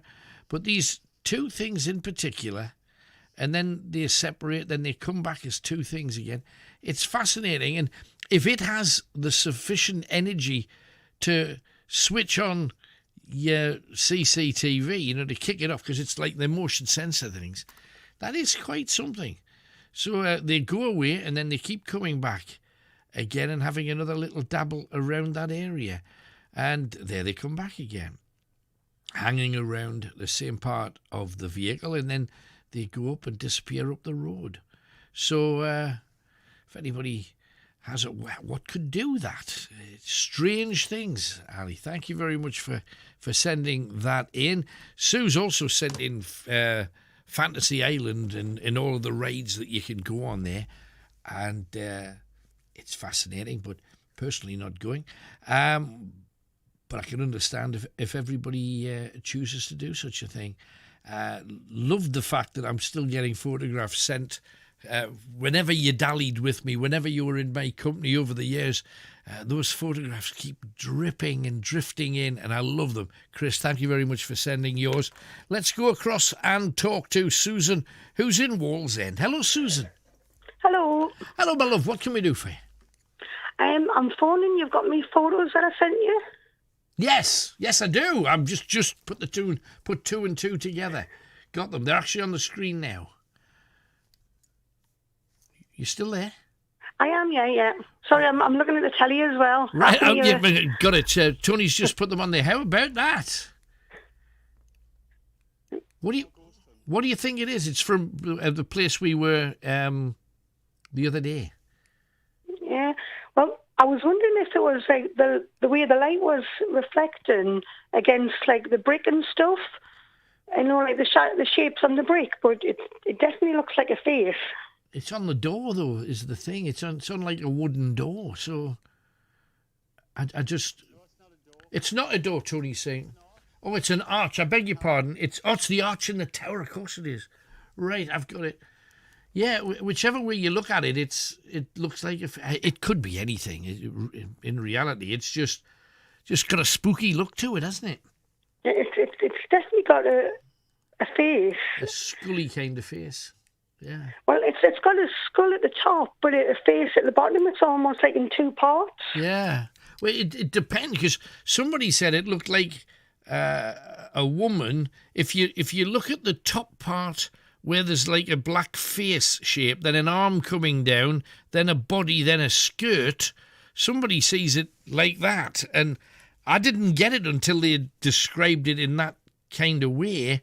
But I know it freaked Tony out when he saw it, because he saw it before anybody else, I seem to remember. But yeah, fascinating. It's just great that you guys can capture stuff and then send the picture in so that we can all have a look at it. That's the best part. Then we can either say, oh, it's nothing, or call blimey, look at that. That's the thing. So thank you very much for sending it in. Brilliant shot. Oh, no problem. Tremendous. I hope you're enjoying them anyway when you're with us on a Thursday night. Oh, definitely. Always looking forward. Brilliant. That's good. Well, thank you very much for being part of it all, Susan. Appreciate it. Anything else while you're on, love? No, that's it. I was just a bit nervous. Never a need for that, but thanks for being part of it. We really appreciate it. Thanks again. Okay. Take care. Bye-bye. There's Susan from Wallsend, loyal, steadfast and true, and picked up that shot, which I think is pretty damn cool. And what's your view? Is it a girl and, in an image captured in time? Is it a huge skull? Is it none of those? Is it just all coincidental? Down to an individual's perception. That whole thing. Grant is with us, and he's in Bladen. Hello, Grant. Hello, Grant. Hang on, let's try pressing the button again, seeing if we get any luck this time. Hello, Grant. Hiya, mate. How are you doing? Oh, there he is. I'm good. What can we do for you tonight? Hiya there. I was on the phone a couple of weeks ago. I don't know if you remember. I do. About the charity that you're setting up. Yeah. I've done a few options, what you said about church and stuff. Good. I've rang around a few local businesses, but I've still had no luck at all. There was a lady who said she would donate, and someone sent us her details. Right. Now she wanted us to go collect the donation, so I says, right, fair enough. Okay. It was in Newcastle Airport, I think it is. All right, Now, I went down in. How can I put this without being nasty? She was a bit of a psycho. Because when I went down, she was screaming down the phone, saying, "You just want my money and stuff, and I'll just sort it out with Alan Robson." I was like, all right then. So where did you get the contact from? Did she ring in the show or something? And yes, she rang in to use and use forwarded the details onto me. And then you would ring her to organise it. So did she invite you over to her place, or? Yes, she gave us that address. I didn't go in. But I waited outside. She was like, "You've got the wrong address." I says, "Well, I haven't." And I explained what was in her garden. So, she knew I was there. I think she was a bit elderly as well. Right. But, I'm sorry that happened. All we can do if somebody offers a bit of help is to swap information. Did you do the thing that I said that would be probably your best bet by hitting the local schools and colleges? I've rang round a couple of local schools, but they said they don't do that type of thing. I haven't tried colleges, right? Okay. But I have with the schools. Because local schools, scout troops, sea cadets, they all do bagpacks for charity. Because you see them in shops and stores all the time. So it's just a thing to think about. I'm sorry that you've not found anybody that'll take it on yet, but you need the money sooner rather than later is the thing, though, isn't it? Definitely, without a doubt. I don't think I'm going to be at Christmas, to be fair. But, well, let's hope that you're wrong about that. It depends how much you when you say I've rang around, it's not the way to do it. You got to be there. They've got to see you. They've got to meet you. You've got to press the flesh. And if I'd said to somebody like the person that you went to see, and you said I'll come and collect it, then you send somebody else to do that, I wouldn't be happy either. Yeah. Well, I got in touch with my local church, then, two churches. Right. One never got back to us, and the other one, yeah, but did you do it all by telephone? Yes, obviously I struggle to get out as well due to my disability. No, I understand that. And the thing about it is, and yes, you can make phone calls. They have to kind of see you, though, is the thing. If you make an appointment, you ring up and you say, "Look, I'd like to come in and talk to somebody, and I know how difficult it is."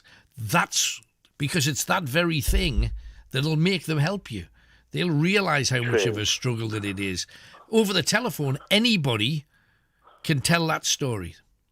Yes. I'm going to die unless you give me money. What are you going to do? People are going to go, whoa. Well, there's a lot of scammers out. He's probably a scammer. I'm not going to help him. If they see that it's genuine, you got a better chance. There's a lot more chance. Better chance. So making phone calls, and you know yourself that across an average month, I'll get 3 or 4 texts from people saying, you either owe us money or we're trying to raise money for this cause, send it now, and this is where you send it to. And you kind of go, never heard of these people. What's this all about? Seeing is, it's like in all things, seeing is believing, man. Yeah, it's maybe it's the technique you're doing, because you can ring people all day long and not get any result. But if you're there and you've made an appointment with them, it might give you a better chance. That's all I'm saying. Well, I rang round a couple of churches as well. Mm-hmm. One never got back to us, and the local one to me did. Right. And then apparently vicars meet up every so often. Mm-hmm. And they've got a pot of money or something like that. So he's going to discuss it at the next meeting to see what's going to happen from then. Right. Well, you see, that's a start. That's a start. And I know someone who was raising money for a baby that needed an operation, and what they did is they put together a scrapbook, you know, of the baby's photos, the baby in intensive care with all the tubes and stuff, and took that around. And then it wouldn't be you, it would be somebody else doing it. But unless people see, I just think you're always going to kind of struggle with this. But good luck to you, Grant. I hope if we get any more people ringing in, obviously not her, we will be in touch. But good luck to you. And thanks for calling. I think we've got somebody who's actually in the queue who would like to help. So we'll see what the crack is about that. 0191 488 3188. Let's have a quick piece of music and then we'll have some news. But I thought we would have a track that I haven't heard in the longest time from Slade.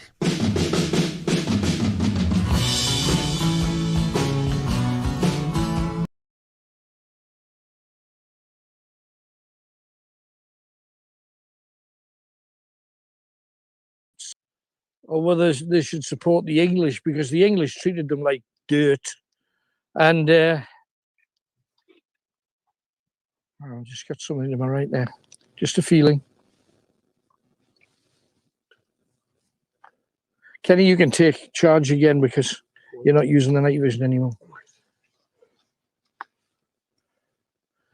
But in Embleton, come on, let's march back if we can. We've still got a bit of this land to cover too. But in Embleton, the Scots came down and they ended up capturing a young Scottish lad. And to their surprise, they couldn't believe it because he was unarmed. Didn't have a... traditionally, the Scots would carry an axe or a claymore, or at very least, they'd have a small knife called a dirk tucked in their socks. He had nothing. And he told them he was a piper. So the people in Embleton said, well, if you're a piper, here you are. And they handed him some Northumbrian pipes. And they said, play them. Well, it's very, very different to playing bagpipes. But he mastered them after a couple of hours. And by the end of the night, the whole village of Embleton were dancing. And people from all the villages around, probably Preston too, all ended up at Embleton, singing and dancing and having a right raucous night. And the Scottish guy thought the people there were lovely. They were feeding him. Pretty soon he was working on one of their farms and getting paid with food and board. And he became part and parcel of the local community. Oh, hang on. It's down to feeling, isn't it? You get a sense. And when we get out, there'll be bats, especially this time of night. This is when they come out and they eat all them midges that were eating us before. So anyway, this young Scots part of the Embleton community, until, of course, what should happen? The Scots arrived back in Embleton and they found another Scot living amongst who they perceived to be the enemy. And he said that he was still a loyal Scot. And he said that a lot of the music that he had the people of Embleton dancing to was anti-English songs, you know, but he was playing them and getting everybody dancing. Doing the necromancer here. Yeah, I think so. Can you help me out, Ken? Sorry, man. I know you're bundled up with stuff. It's around here, isn't it? Oh, blimey. Oh, come on. Oh. Gotta give this a try. Right here. Come on. Come on.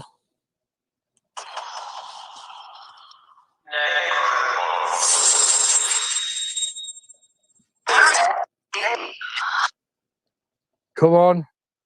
Old Nan. I want to talk to old Nan. Are you there, Nan? Sound like an old woman in there somewhere. Speak to me, Nan. Come on, Nan. Was that you? Come on, Nan. Hello. Did you hear that? I thought it was. Did you hear that? 100% there. So that you, Nan? It was a husky voiced old woman. I'm back on your stamping ground. I'm back at you. I know. Speak to me. Come on. Speak to me.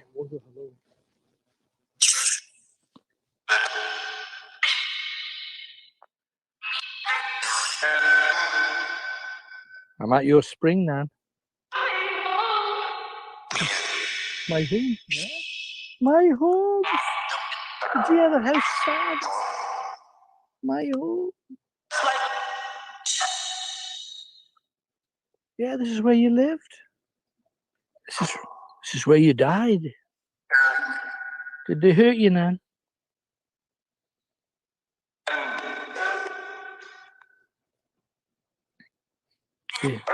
They hanged you, Nan. They hanged you. Come on. Speak to me, Nan. Come on. Come on, Nan. No, speak to me. She's in the background. I can hear her. Yeah, you can. Others are blocking her. All right.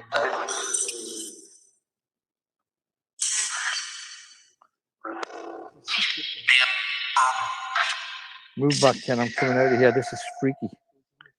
Oh.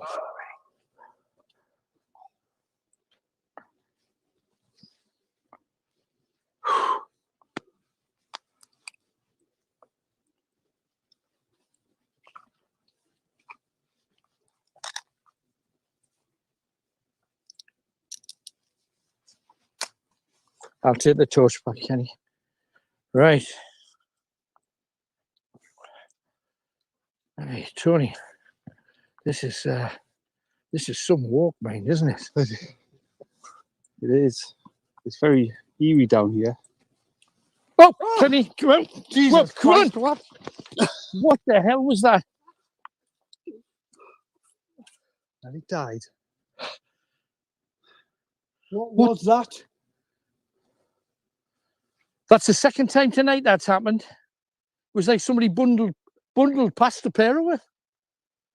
Did you get that? Well, not only bundled. Well, as it came past, my camera went like that.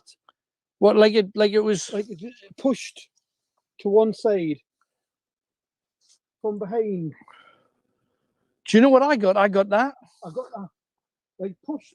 Like just something that wasn't gonna not let get past. Jesus Christ, man. What happened? But where did it go? Probably back to the tower. What's God, it looked like something up there, but that was absolutely crazy. It literally pushed us out. I know. I thought it was you at first, and then you were at my side, you weren't behind me, and there was still a hand on my back. I don't know. Don't know what that was. We're starting to get everything now. I'm wide open to it at the minute, but that was, yeah, that lit me up. That.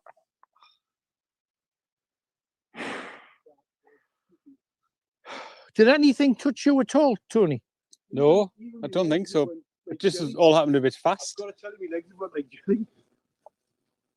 It all happened too fast for me. I know that in Scotland once something touched you on your chest, I remember. And you said that at that moment that was the proof that you'd getting married, but everybody who surrounds you. Changes have been made to care home visits too. Meanwhile, social media giants Snapchat, TikTok and YouTube are all encouraging young people to get vaccinated. The drive comes as all adults over 18 have now been invited to receive the vaccine in England. A 52-year-old man's been arrested on suspicion of murder after 2 bodies were found at an address in Basingstoke. A woman in her 20s and a man in his 60s died after being discovered with serious injuries yesterday morning. Rail passengers in England will soon be able to buy flexible season tickets from today, potentially saving them hundreds of pounds. The scheme is offering savings on routes for people who travel 2 or 3 days a week. Wales have qualified for the Euro 2020 knockout stages. These fans are delighted. I'm absolutely buzzing, mate, not gonna lie. Wales, we lost on the day, but it doesn't matter. I'm absolutely over the moon. Really happy to be involved. Feeling great, honestly. I didn't really expect to be second, but it's a great result for us. Yeah. A 1-0 defeat to table toppers Italy was enough to secure the second spot in the group. And people planning to see the sunrise at Stonehenge this morning on the longest day are more likely to see cloud and rain. The official solstice gathering is cancelled for the second year running. From Sky News, I'm Kate Gibson. Yes, and blessings to each and every one of you for yet another solstice that has come and gone. So, 0191 488 3188. Time for your third clue. I said this is the one that's probably going to give you the answer to all of them. And once you know what we're looking for, then you can answer them more easily. First clue. The things you go to a theme park for. Everything that you would see at a theme park comes under a general title. What's that title? Second clue. A two-seater sports car created in the 1920s. You still see them now. They're usually red. Third clue. Arachnids from the Red Planet. Sounds like one of those 1950s films, doesn't it? Arachnids from the Red Planet. 3 clues down. One more clue to come. Let's see if you can work out what the answer is. Okay? How clever are you feeling tonight? And I know it's late, and I know you probably can't be bothered. Be bothered and be a winner. That's how it works. 0191 488 3188. Jackie's with us from Stockton upon the Tees. Hello, Jackie. All right, Alan, how are you doing? You all right? I'm great. Thank you very much for asking.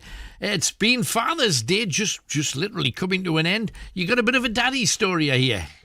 Coming to an end. Technically, after 12, it isn't Father's Day, but when I wake up in the morning, it won't be Father's Day then. Absolutely. Now that I do it all day till I wake up the next day, so it's still Father's Day to me. That's exactly how I feel about those kind of things as But well. yeah, I mean, they're so embarrassing though, and I'm the dad. You know what I mean? Uh-huh. I mean, every year, I think to myself, oh, don't buy the Father's Day rubbish, you know what I mean? These key rings with best dad on and get the cup that he's had 5 years ago already, you know what I mean, and things like that. Right. And I was thinking to myself, and normally, I used to get him scratch cards. All right, yeah. Well, that's a chance. That's good, yeah. Yeah, but then I couldn't done. I thought, what if he wins? You know what I mean? Now, well, he'd have to slide you a few quid, wouldn't he? You don't think? Well, I'm not a money person, but if somebody got me scratch cards and I won something like £50,000, yeah, I'd feel so guilty. I'd have to offer him half. You know what I mean? So right. But he's a fair dad. But I gave that up. And I was giving him Thornton's chocolates. Yeah, because he was going Thornton's chocolates. Yeah, that's nice. And then after a few, and then he kept saying things like, "Oh, that chocolate's not chocolate. They're not chocolate. The dark chocolate's chocolate. That's the real chocolate." All right, yeah. I thought, all right, yeah, go on. So, anyways, he gets chocolate. Right. Yeah. Yeah. But he likes dark chocolate. And you know yourself now in the shops these days, there's loads of it, and they're all different. You can get buttons that are dark now. You know, can. like You can even get a dark Kit Kat. Yeah, you can. Yeah. Wow. My boyfriend had one of them. He loves dark chocolate as well. Yeah. But anyway, after years, like he turned round and said he didn't like the Thornton's chocolates, which is why I started buying him the dark chocolate. Gotcha. And you know it's like that. You don't know what to get him. So it's chocolates at Christmas, it's chocolates at Father's Day, and it's chocolates at his birthday. But what I've never done on Father's Day is got the Father's Day rubbish. Right. Like it's been scratch cards, it's been chocolate, and it's usually the best dad in the world mug, a teddy bear with best dad on, a pair of socks with best dad. Yeah. There's a lot of best dad stuff out there, let's face it. No.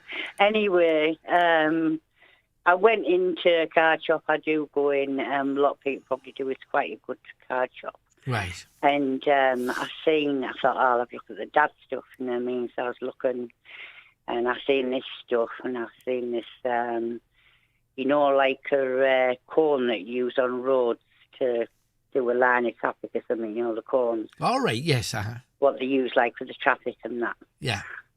Well, I've seen one of them with toilet roll inside with their thing on saying warn and wait 5 minutes. So I'm like, oh, and this lady, this lass, this stood next to me, and she was working there. Yeah. And I picked something else up and I went, oh, look at this. And it was a whoopee cushion. The ones that make it like you fart, don't you? Right. I don't like saying the word, but it sounds like it. A poopy noise, yeah. Yeah, and I got my grandson one as well for Christmas, and they have to pretend like they don't know it's like the cushion. Right. And it had on now, and what happened was I got him a card as well. And I thought, right, I'll get this cone, and I've seen a glasses case with a best dad on. I thought, I'll get him a nice one as well. Right. And then I'd got him all this chocolate, and I showed him round. I said to the lady, I said, you have all this stuff. I said, at Father's Day, I said, and all you get is, what you buy me this for? What you buy me that for? This is a load of rubbish, all Father's Day rubbish. I said, and that's all he'll say. Oh, my dad says the same. I said, yeah, but the thing is, this is the first year I bought the dad rubbish. And she was just laughing, you know what I mean? I said, oh, and she was saying about her dad, like being on the thingy. But the thing is, what he does is he goes around, I call it blowing off, but I'll have to repeat it because it's got it on the card, but I got him a card. Right. And it says he's the very best, most amazing barter. Right. And it's got a bear on with a sign saying toxic. Right. And inside it says Happy Father's Day, but then I crossed it out and put Father's Day. Right. And then I got him one of them cushions with the best farting dad. Right. And then I got him the cone with the toilet roll inside. So it all kind of works together. But I know what you mean when you say, dads, you buy them all this stuff and they go, oh, what did you buy that rubbish for? Yeah, Do you not think deep down they're absolutely loving it? The fact that you've gone to the trouble of getting stuff. Well, the thing is with my dad is everything's rubbish. Right. And crap. So you'll never know, yeah. Yeah, well, anyway, I got him that because he goes around blowing off. I'll use a kinder word now. Well, yeah. He goes around blowing off. He went to Lidl's in the town with my stepmom. Uh-huh. And they were stood at the till. And the sales assistant shouted to the next one and on the next till. Yeah.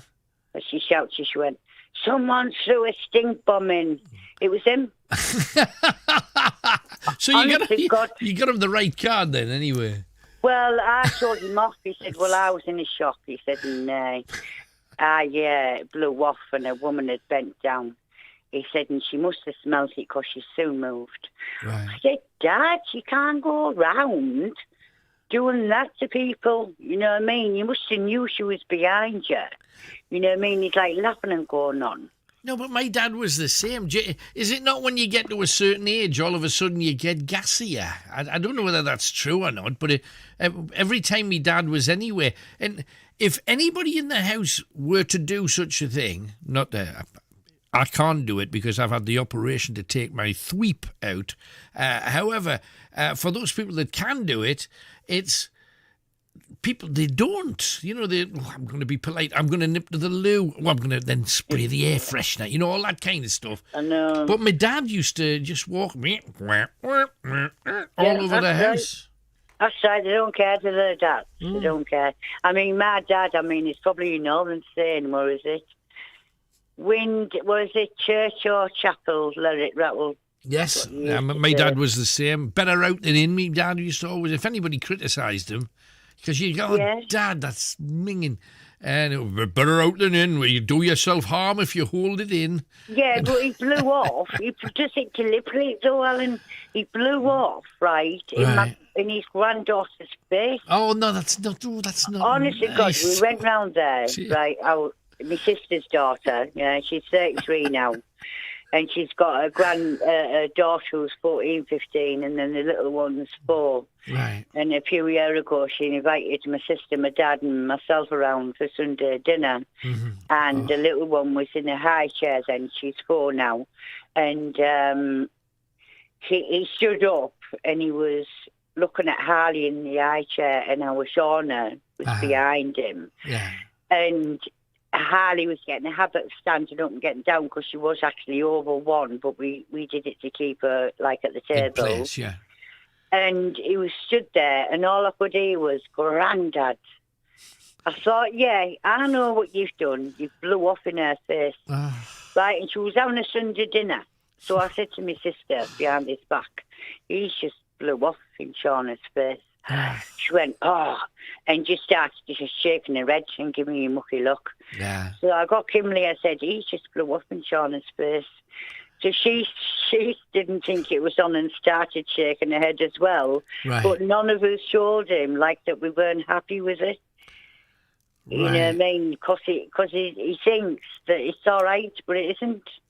No, you know what I mean? no, but you see, to me, I remember being at school, and it was an all-boys school, and if a lad in a classroom broke wind, everybody thought it was the greatest joke on earth. I never got that joke. To me, it was just, well, you don't have to do that. You don't have to, you know. And I know, yes, you can let it loose, and if you are out in the country on your own, you know, that's fair enough. But yeah, but the thing is, everybody gets it, like you said.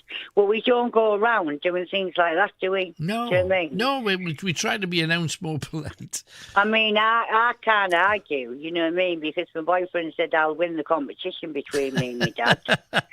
But I don't go around doing it in people's faces. No. I mean, I have a joke with our Kimberly, you know what I mean? I've got a sister, a puppy, and I have a joke with our Kimberly, and I'll send her a text, you know, and I'll go, "Oh, I've just blew off in the dog's face," and, you know, and this happened. But really, it's not true. But because it's comedy to her, she thinks it's funny because she knows I'm not really doing it. Right. You get me? Yeah, no, I hear it. Talking about school, one time we had to have our class in a library, you know, in the school library. Uh-huh. And we were all there, and the teacher was there. But it's like an open space where you have the library, and then people can walk past and to and fro or whatever. Sure. And this lad, you know, just blew off in the middle of the class. And he went bright red. Everyone was laughing. And you could tell, you know what I mean, that he was upset about it, you know, because he was bright red. And that's fair enough, you know what I mean, and people are going to laugh, you know what I mean. It's just not the everyday thing, really, is it? Anyway, the teacher's office, had glass, so you could see right through. Right. So she carted him in the office and told him off for doing it. And I thought, well, you can't help it. What, you know what I mean? How does she know that, you know, you can't, can you? He's blew off, but could he control that? Do you know what I mean? You could see him, he was really, really, really, really upset.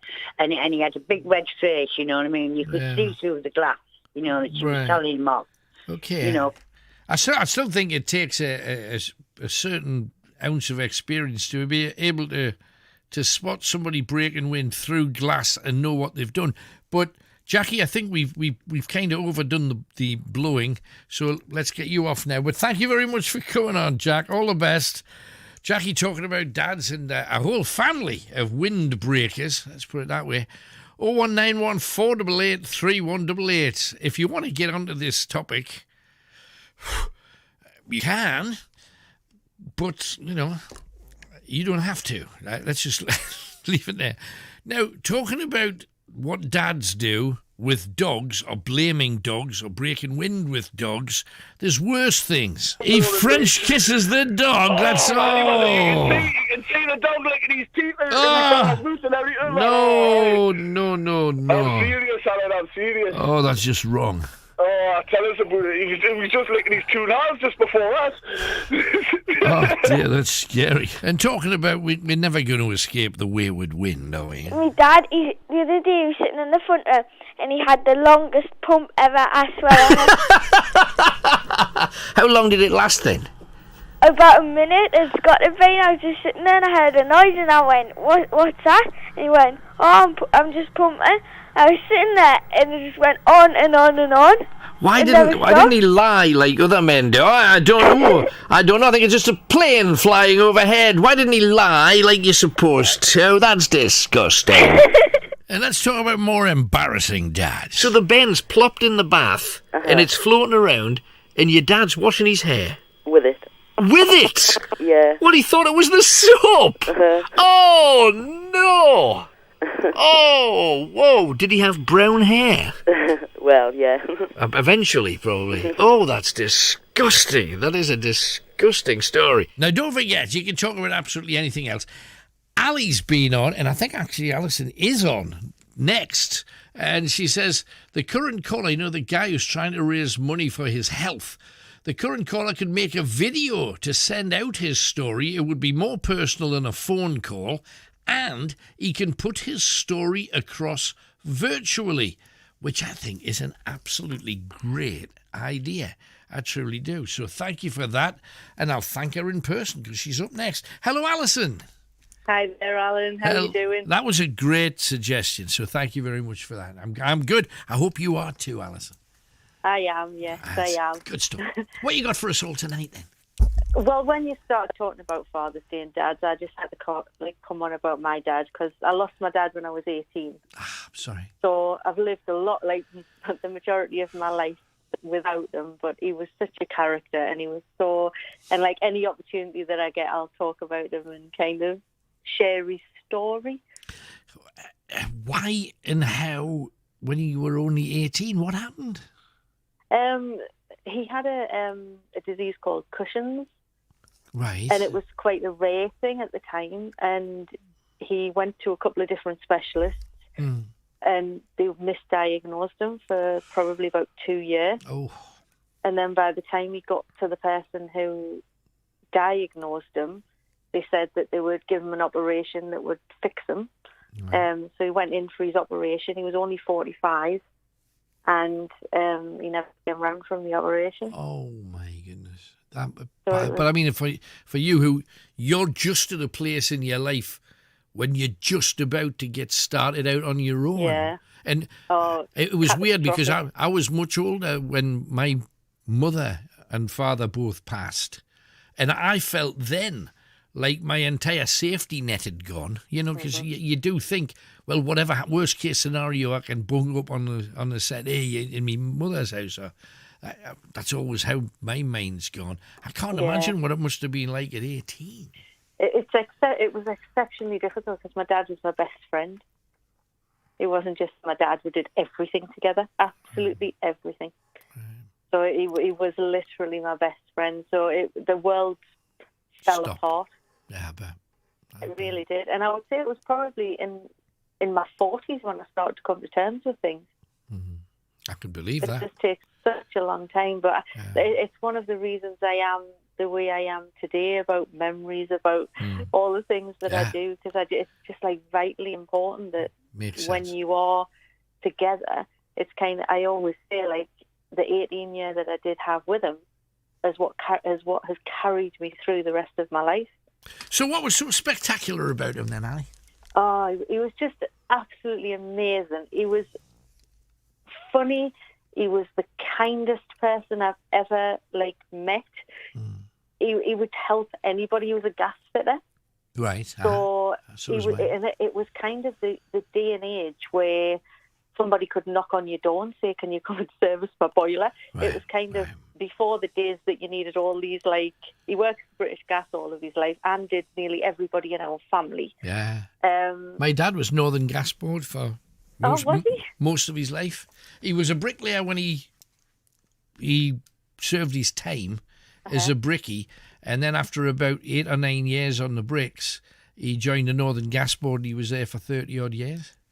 Yeah. My dad was literally, when he was, all his family was Kate Stanley, all down the pit. Right, yeah. And he'd said when he was young, he was like, there is absolutely no way I'm going down the pit. Exactly the same as my dad. Exactly the same. So it was an apprenticeship, and he went to the gas board and then worked his way up and went up there. But he was just so everybody, he was really good friends with everybody, and everybody used to always come knocking. But he was the type of person that he never said no to anybody. Right. And one of the things you were on about earlier about tradesmen and things like that, my dad put his hand to everything.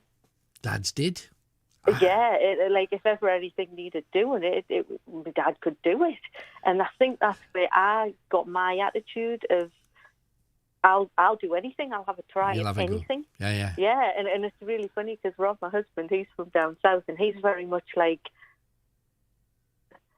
he always thinks like if there's a power tool, he should use it, and I'm like, give it to me. Yeah, it's a man. Well, it's a hammer. What do you want with a hammer? You know. Yeah. So yes, I love like power tools and stuff like that. But I used to like when my dad was on call and things like that. I used to go with him in the van. Right. And I was always with him. Brilliant. Wherever he went anyway, I was always with him. But he was such a funny character. One of the things that I was thinking about earlier, we used to go camping. Right. And it was very much my dad. My mum liked the home comforts. So right. I think she was the only person who, when we went camping, she could cook a Sunday's dinner in a tent. On a Primus stove. Yeah. One of those little gas things. I know my yeah, mother with grill underneath. My mother was the same. It was like, we must be just because there was some kids that used to go away camping all the time and they say, oh, you're just eating beans all the time, beans and sausages. That's all all we have when we're away. And my mother, when she went away, it was like a full English breakfast before you start. And you're thinking, how you do that with one pan? And I know, I can't. Amazing. How she used to do Yorkshire puddings and things like she used to do everything, my mum. It was unbelievable. Wow. But my dad was very much like, he wanted the experience of camping. And this one time we'd been away and we were in this field. I can't remember. We weren't far from home. Right. But there was like a nice shower block and everything and everybody was going to that. But my dad was like, no, I'm camping. And there was like a tap in the middle of the field.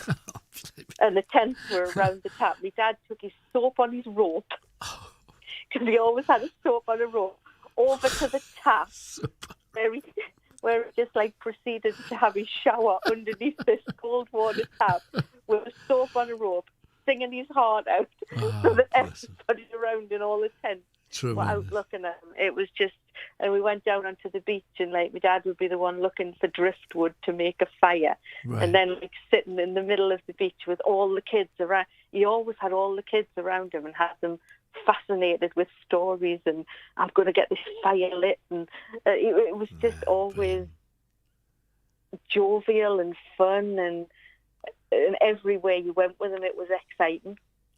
Isn't it strange? Because we hear so many stories now of dads that, and I know that I'm sure there's a lot of thunderously magnificent dads out there, and they should be proud of it.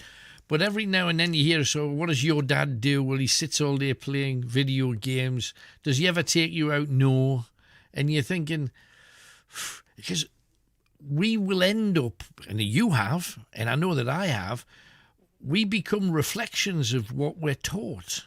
Yeah. And if we're taught to be nothing, we'll grow up and be nothing. And if you can be inspired and led and shown an example, you stand a much better chance. And I know there are some kids, because I knew some kids that their parents were like burglars or lazy nouts or whatever, and they didn't want that, and they went further. And absolute respect to those people. But surely parents' only job is A, to love their kids without any conditions, and secondly, to give them the best shot, you know? Yeah. And then that's like kind of like the way my dad was so generous with people and things like that. That's so reflected in who I am now. Yeah. Because like I'm very much like you get out and you get back what you give out.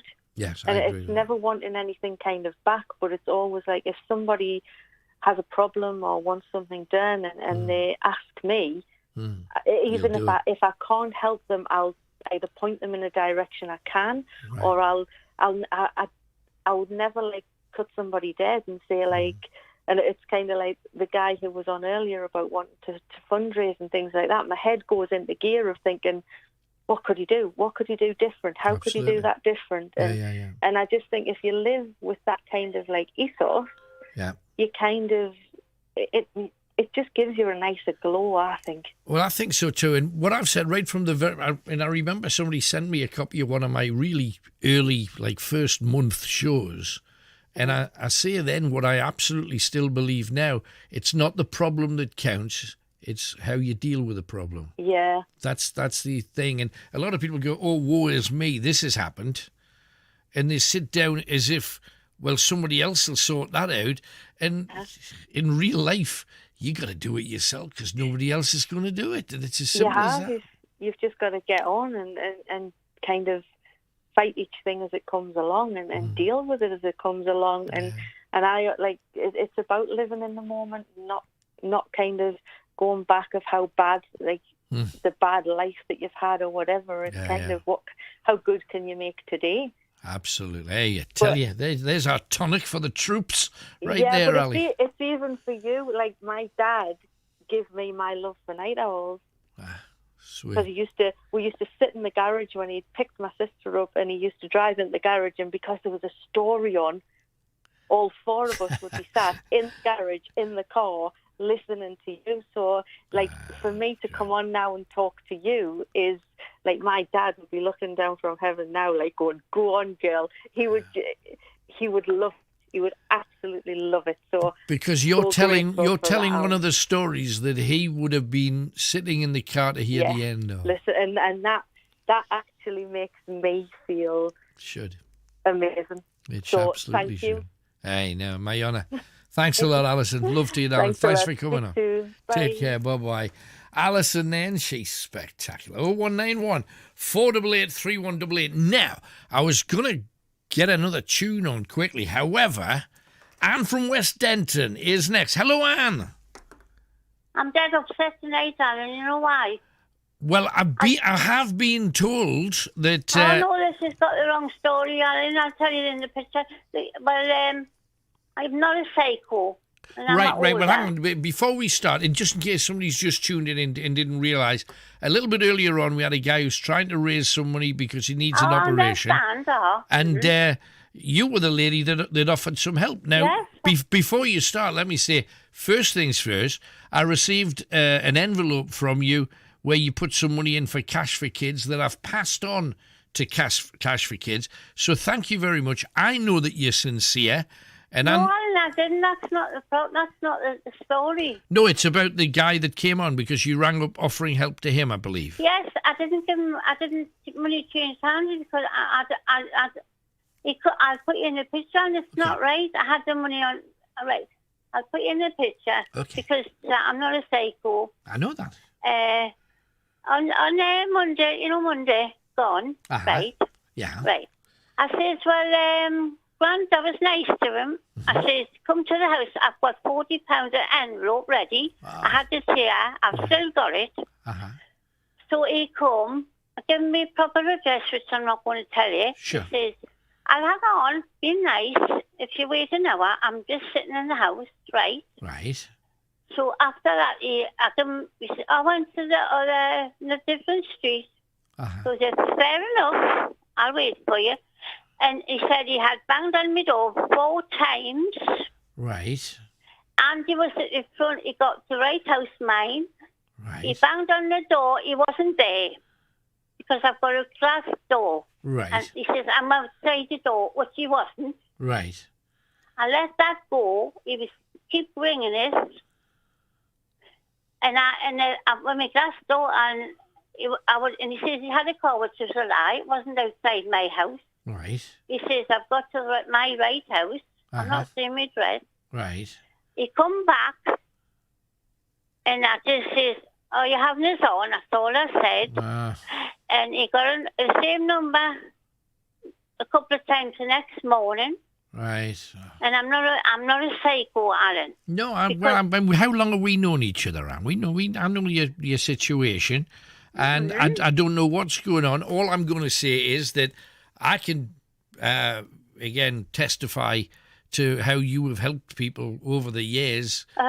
Amazingly, you've done a lot of work to help people. You've made things for them. You've sent me them so that I can pass them on to the charities concerned. I know that you're genuine. I don't have any doubts about it.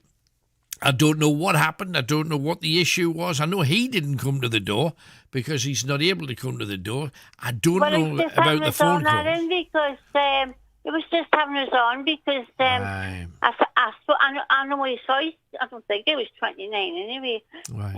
And I one little quick call, forget that. Right.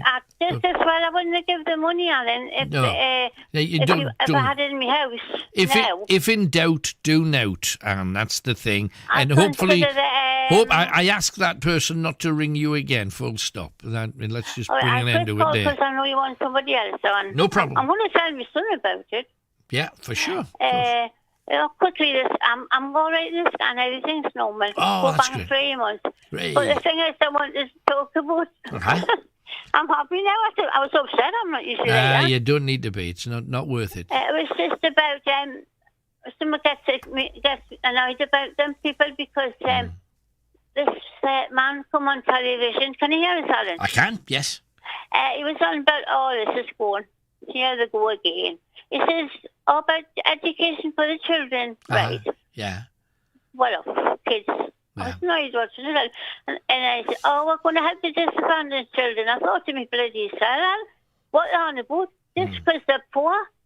Yeah. That's it. The call of disadvantaged children, I'm sick of hearing about that on the telly. And they're still very good. But God is a poor. If they've got the beans like my brother went to university, my grandson. You'll find a way. way. Why should they pull kids down, Alan? Yeah, you should. Annoyed. Yeah, it doesn't matter where you come from, it's what you do with your life that counts. No, you're and right. this is one is about, the Royals. It was on the telly again, Harry and one of them against them. We go on, we don't like publicity, that's their role in life. Yeah. And I thought, here they go. They're like bits of kids arguing, why don't they sort it out with the family, Alan? Yeah, in private, definitely. And I'm just saying to myself, when you're on your own, hey, I don't think they're going to the food bank. It annoys me with people like that.